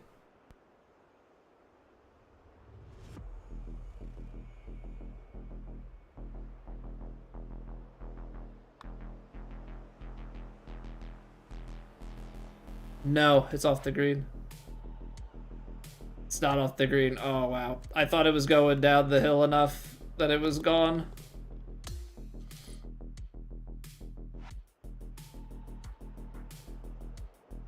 That's back there. So I think this one I wanted to hit. I ended up hitting the choked 7. Oh, no, I pushed it. I think 8 is the play. It's actually somewhere in between, which is not really great for me, but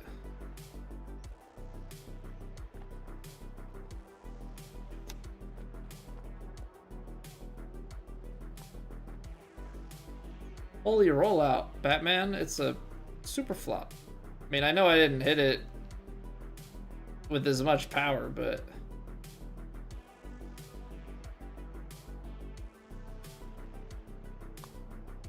not gonna break. Why would it break? Why would it break? Great question.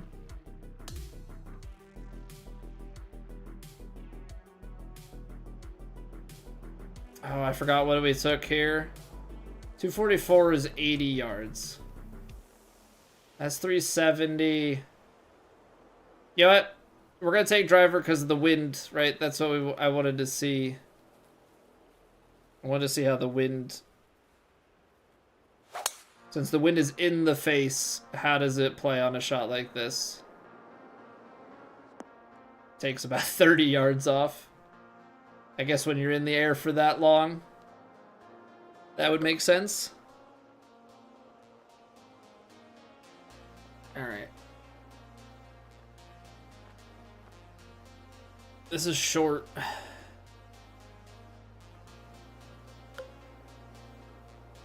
7-iron could be too long, but we gotta try it.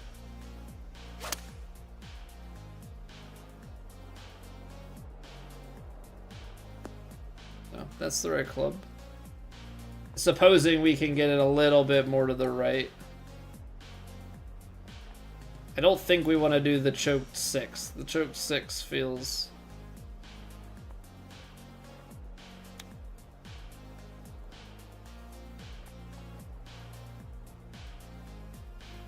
like it probably runs too much. Okay, we're starting to put together a string of better holes. We gotta get rid of these blow-ups for sure. It's a tough one because you can't really go with more than the hybrid here. I don't know if we need to sting something. I went 4-iron before. 4-iron. I actually think 4-iron did bound down nicely.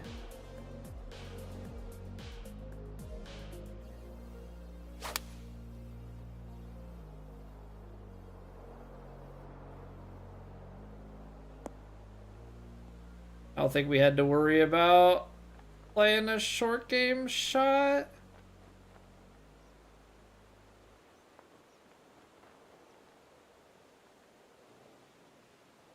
Actually, you know what? I think we did. I think we did have to hit something.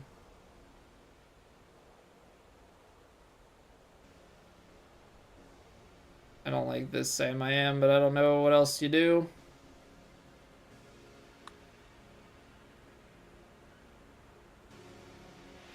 There's so much break. There's so much break. I don't know. That was really quite poor.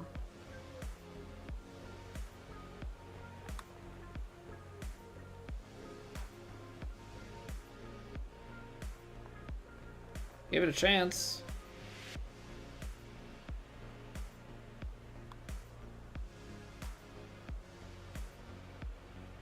It's the overswings at these short distances, I think, that get me in trouble. 41% when you need 38.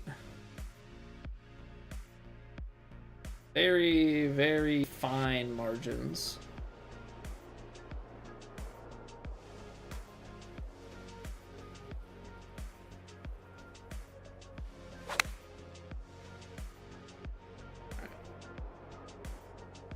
Stockade is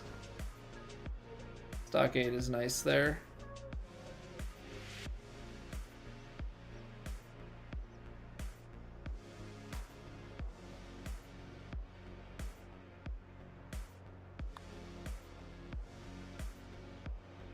No matter what I do, always low. I'm like convinced that you have to take a high amount of pace in order to get it. So I feel like if I aim more and more to the right, like it's not gonna have the legs. Okay, so I went power drive last time, and I feel like it barely got there. I'm gonna do it one more time. Just as like a test of consistency. Okay, a power drive, I guess as long as we're not...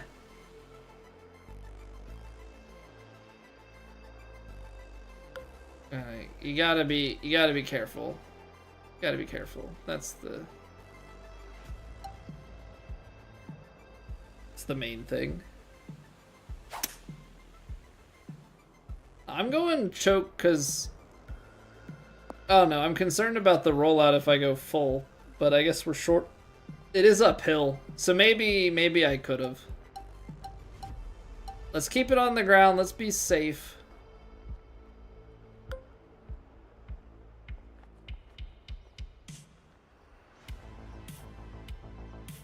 This might...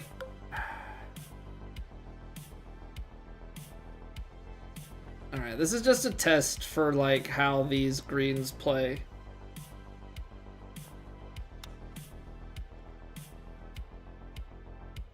Okay, it is too much club. It is too much club. I was thinking that would be the case. So if we're gonna chip it 56 from this range, it's gonna be a much nicer number. Okay. 56 is where I initially was thinking, but yeah, get in my own head a bit.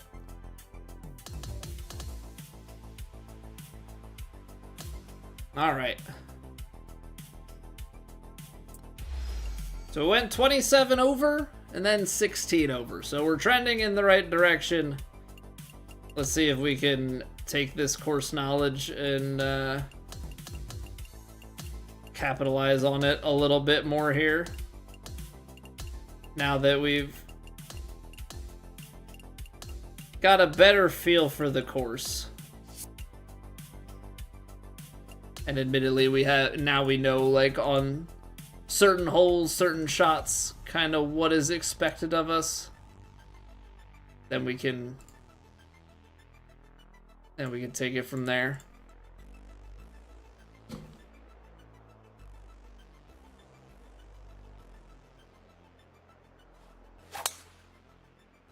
Biggest thing is just can we be consistent enough? Seems like on our swing path right now.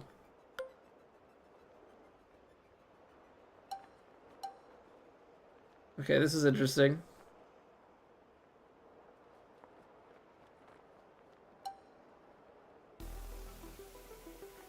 I think we have to go with the choked. Because I think if we go forward long.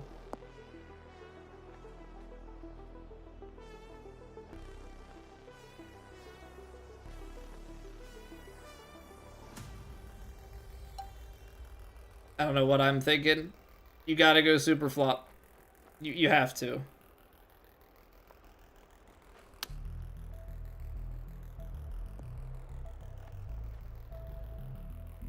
Chipping, when you have this sort of like downhill going to the hole in a way, you have to take the shot that stops the most. You have to take the shot that stops the most. It's... Oh. Well, now I can't get there in 2.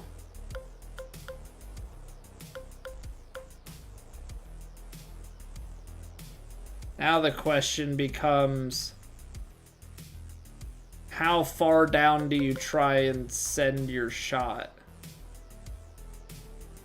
I think you have to lay it up fully.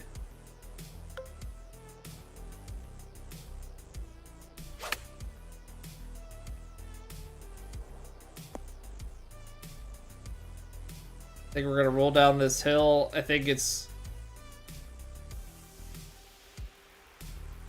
Yeah, with the elevation change and everything. Elevation change and wind, like, you're gonna need.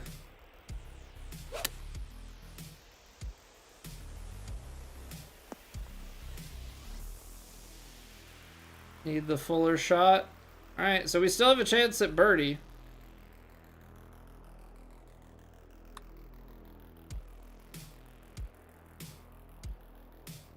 We'll take that. We'll take that. Okay. We're under par. Tay earn. Alright. We're playing center green.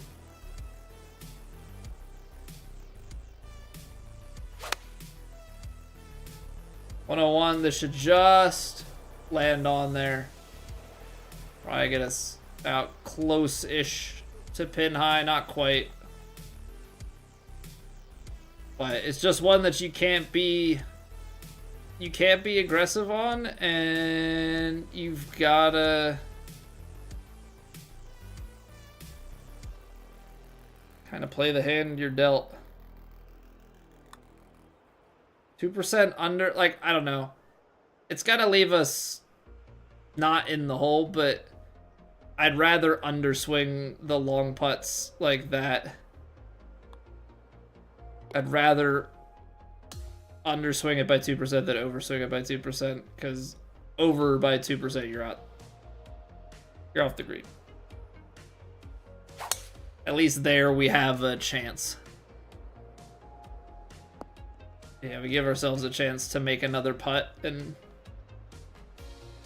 carry along with our day.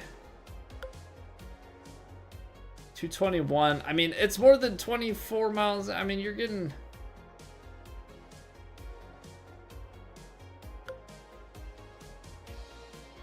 Theoretically here. Theoretically here, you're getting like 30. I'm gonna go center green. Choked hybrid. Land it close to pin high. Wind should stop it. You're just putting too much into being like precise. I would have landed on that downslope, kicked, and then got a big roll. So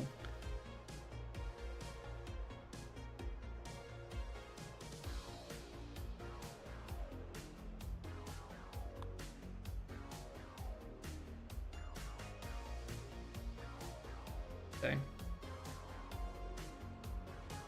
And apparently I needed to hit that even softer.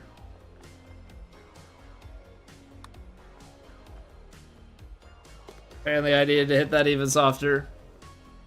But good to see that, right? Like, good to see, okay, I need to hit a little softer on that. We're gonna try something here. I know I haven't done power drive on this hole to this point. Naturally, I'm gonna not aim it enough. No, okay, we're good. So power drive gives us a little more, which now might make it so that we actually can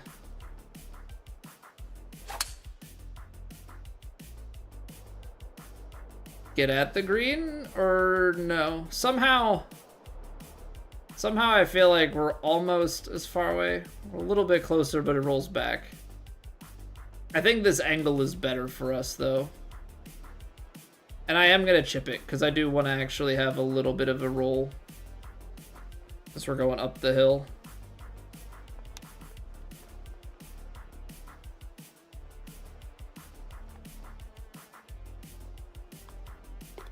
All right, 2 under.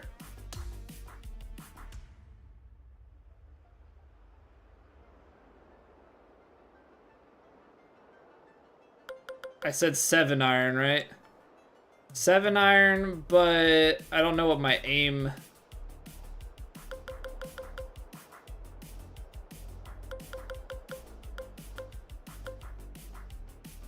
Out at the rock, I guess. We shall see. I mean, the ball is just gonna keep floating long and left. That seems to be really good.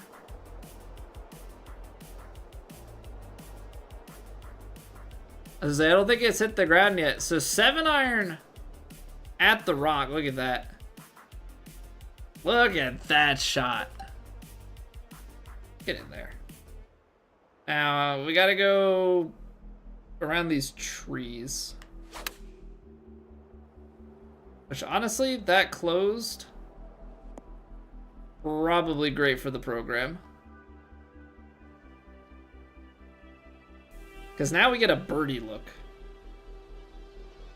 Now we get a birdie look at this thing. I mean,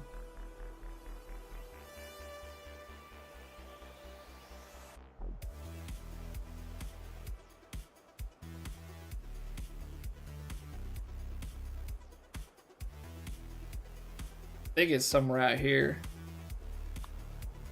Underswung, gosh darn it. You can't underswing it, Colby. You gotta give it a chance. You gotta give it a chance. On long putts, sure. But on putts like that, you gotta have it.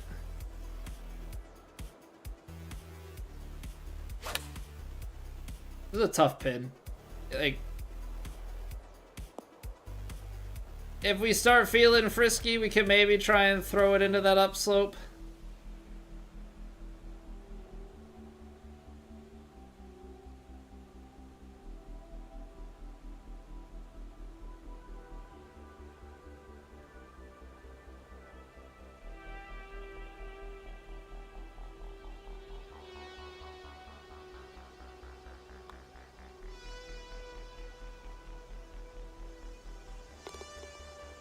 All right, come on. I said this is the run. I said this is the run. You just gotta work at learning these courses. I don't actually know that this is the run. There's still plenty of golf left. But 3 under. Oh no. See, I jinxed it. I jinxed it. So you have to go out to the side? I guess I didn't realize that. Somehow that one felt like it got more air than the previous one, and it was the same shot, so. Not sure what's going on there.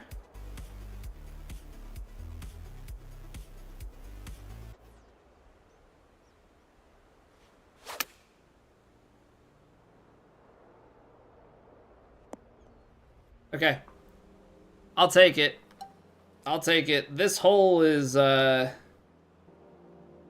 hole something. Hole something special.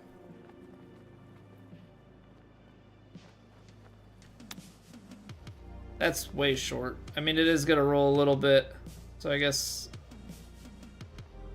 that was always the play.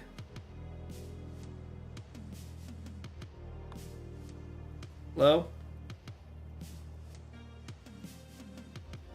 Okay, so apparently hole 8 is just a complete pain. Apparently hole 8 is just a complete pain. So we quad that one. All our good graces are gone. Do 3 wood.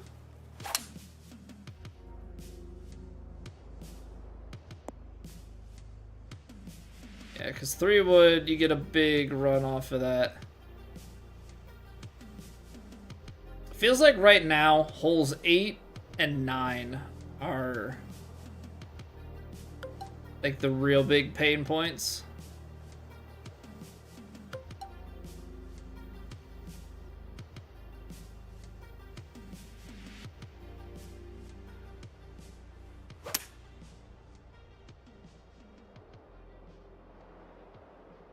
Too far to the right. Water ball. Yep.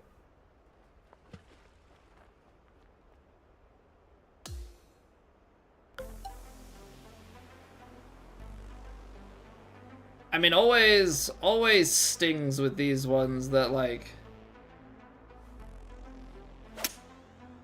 you can get so deep into a run. I mean, because I think that was how, what was the course? Predator. Predator had, like, holes 6 and 8 or something like that. And this one obviously has some stuff that still has teeth.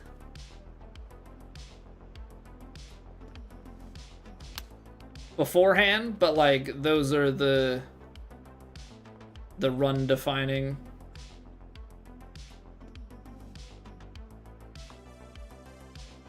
Those are the run-defining holes. So yeah, 3 under through 7, but we go quad double, ended up 3 over. Still on PB pace, but certainly does not feel good. All right, we're going 5 iron. I pushed it.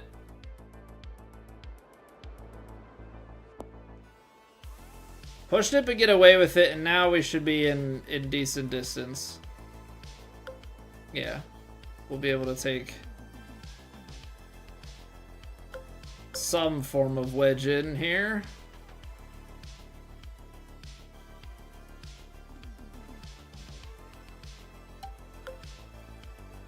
I have, I don't know, a not great fit. Let's just do this 56. Let's just do the 56.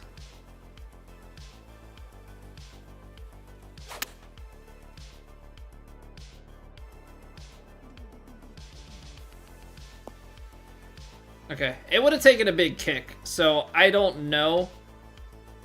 This bunker might just be like, we should play for the bunker every time. Because I think with the very firms and the downhill lie and everything,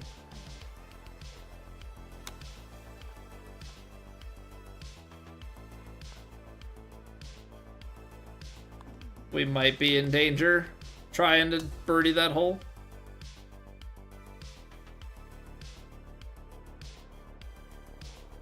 Okay, so 3 wood was short.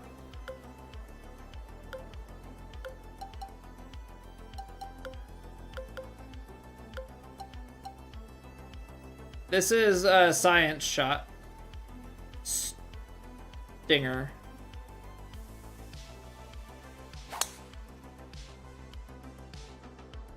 Because this is going to have more chase.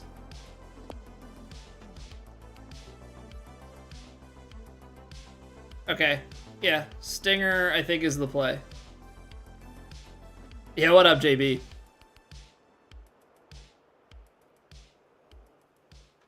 Yeah, we just out here trying to do the whole content thing, you know? Is it good content? I guess that's always subjective.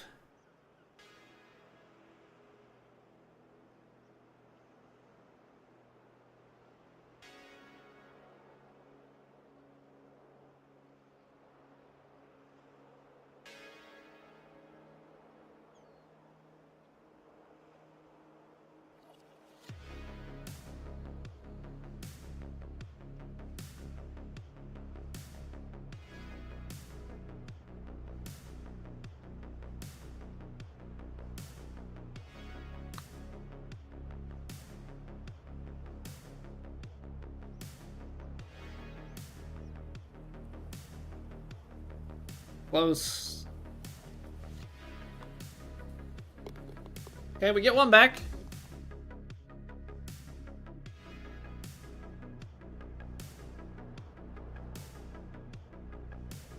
I don't even think we have to try and go for whatever that hole is over on the left-hand side. I think this has enough fairway, leaves us in a decent spot.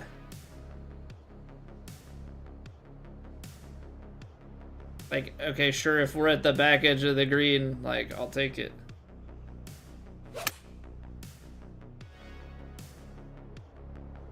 Just somewhere up in this... Oh, that kick.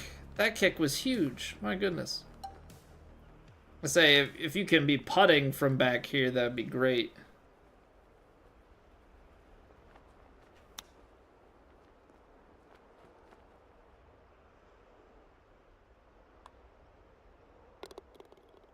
Okay. That's definitely a scoreable hole. That's definitely a scoreable hole. If we can get that approach shot correct. I think I probably had to take a choke shot instead. 51, 48.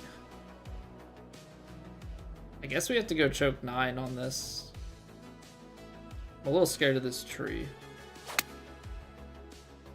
As long as the tree branch doesn't come into play. I wasn't really even thinking about that tree there, but I guess that tree is also...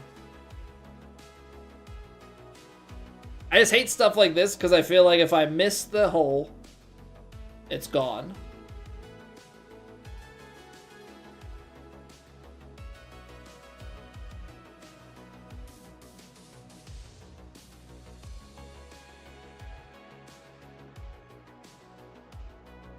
Am I right in my assessment? No, but it ended up breaking less than I thought. Then don't miss the hole. I'm a terrible putter. I'm a terrible putter. This is widely known. That's all over it. If there's a hole to get a hole-in-one on, it would be this one.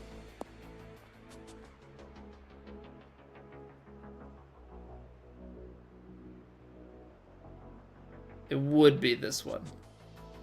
Apparently, though, that was not good enough.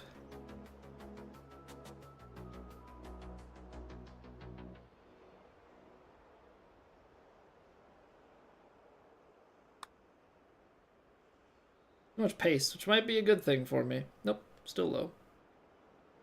Love it.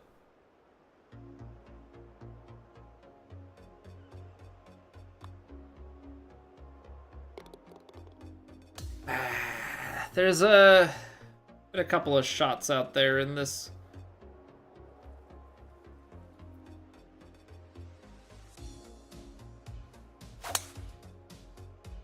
I think my brain just said, you don't want to be in the water. So hit it closed. And I think that was good by my brain.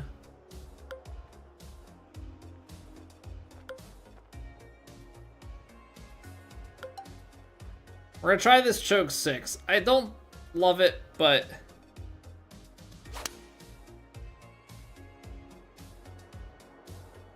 we were really short with the full 7 last time. Okay, that actually doesn't release like at all.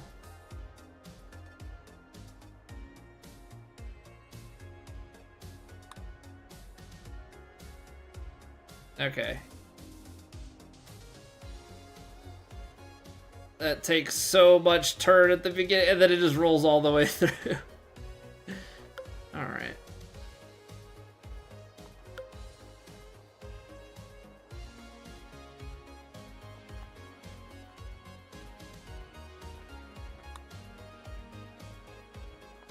I mean, the putt from off the green there is not bad.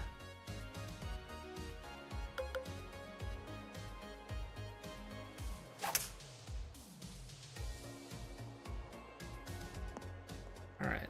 So, yeah, so far holes 8 and 9, big culprit. I mean, hey, we're on hole 16 here.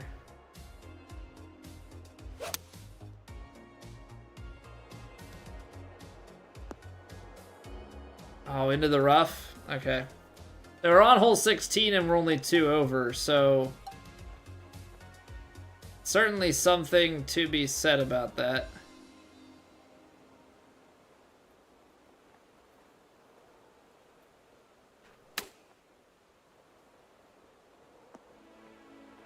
Okay. I can't really say I know why I was so far off on that swing.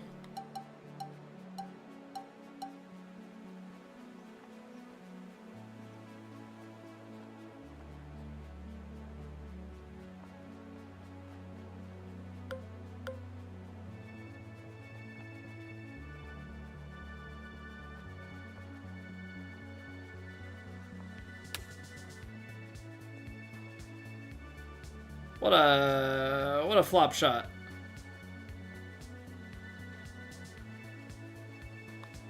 That was certainly a chance to birdie.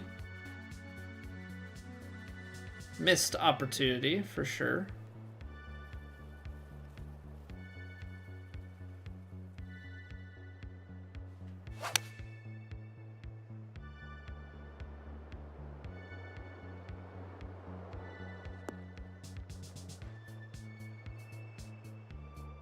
Maybe we do go choke 7.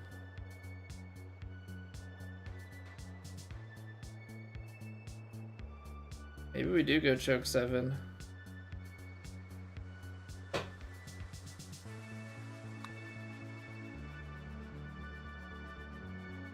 Come on. These putts.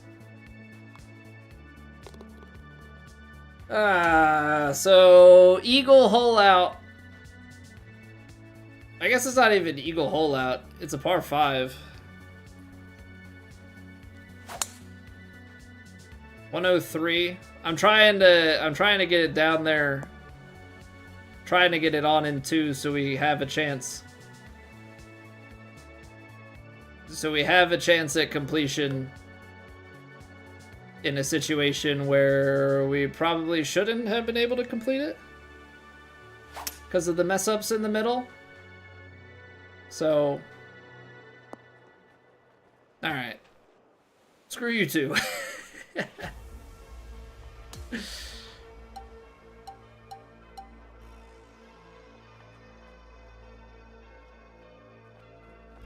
Screw you two. These flop shots not helping my cause. You know, if I was one of those left-hand faders,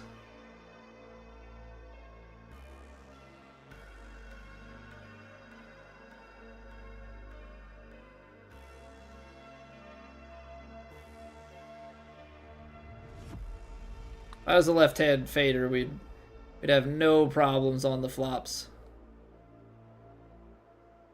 I also just couldn't make a putt. All right, very doable. Very much so doable, but 8 and 9 got us.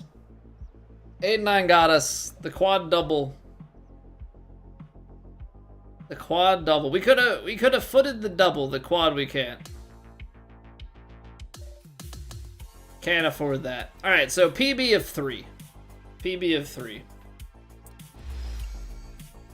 Okay. I think we're gonna give it a rest there. I think we're gonna give it a rest there, though. Not necessarily feeling like pulling out another attempt yet again tonight. So we shall leave it at that. Appreciate you guys hanging out. If you're watching on YouTube, you could always drop a like on the stream. Sub if you want to find your way back here and you're new. But I'll leave that up to you. Thank you guys for watching.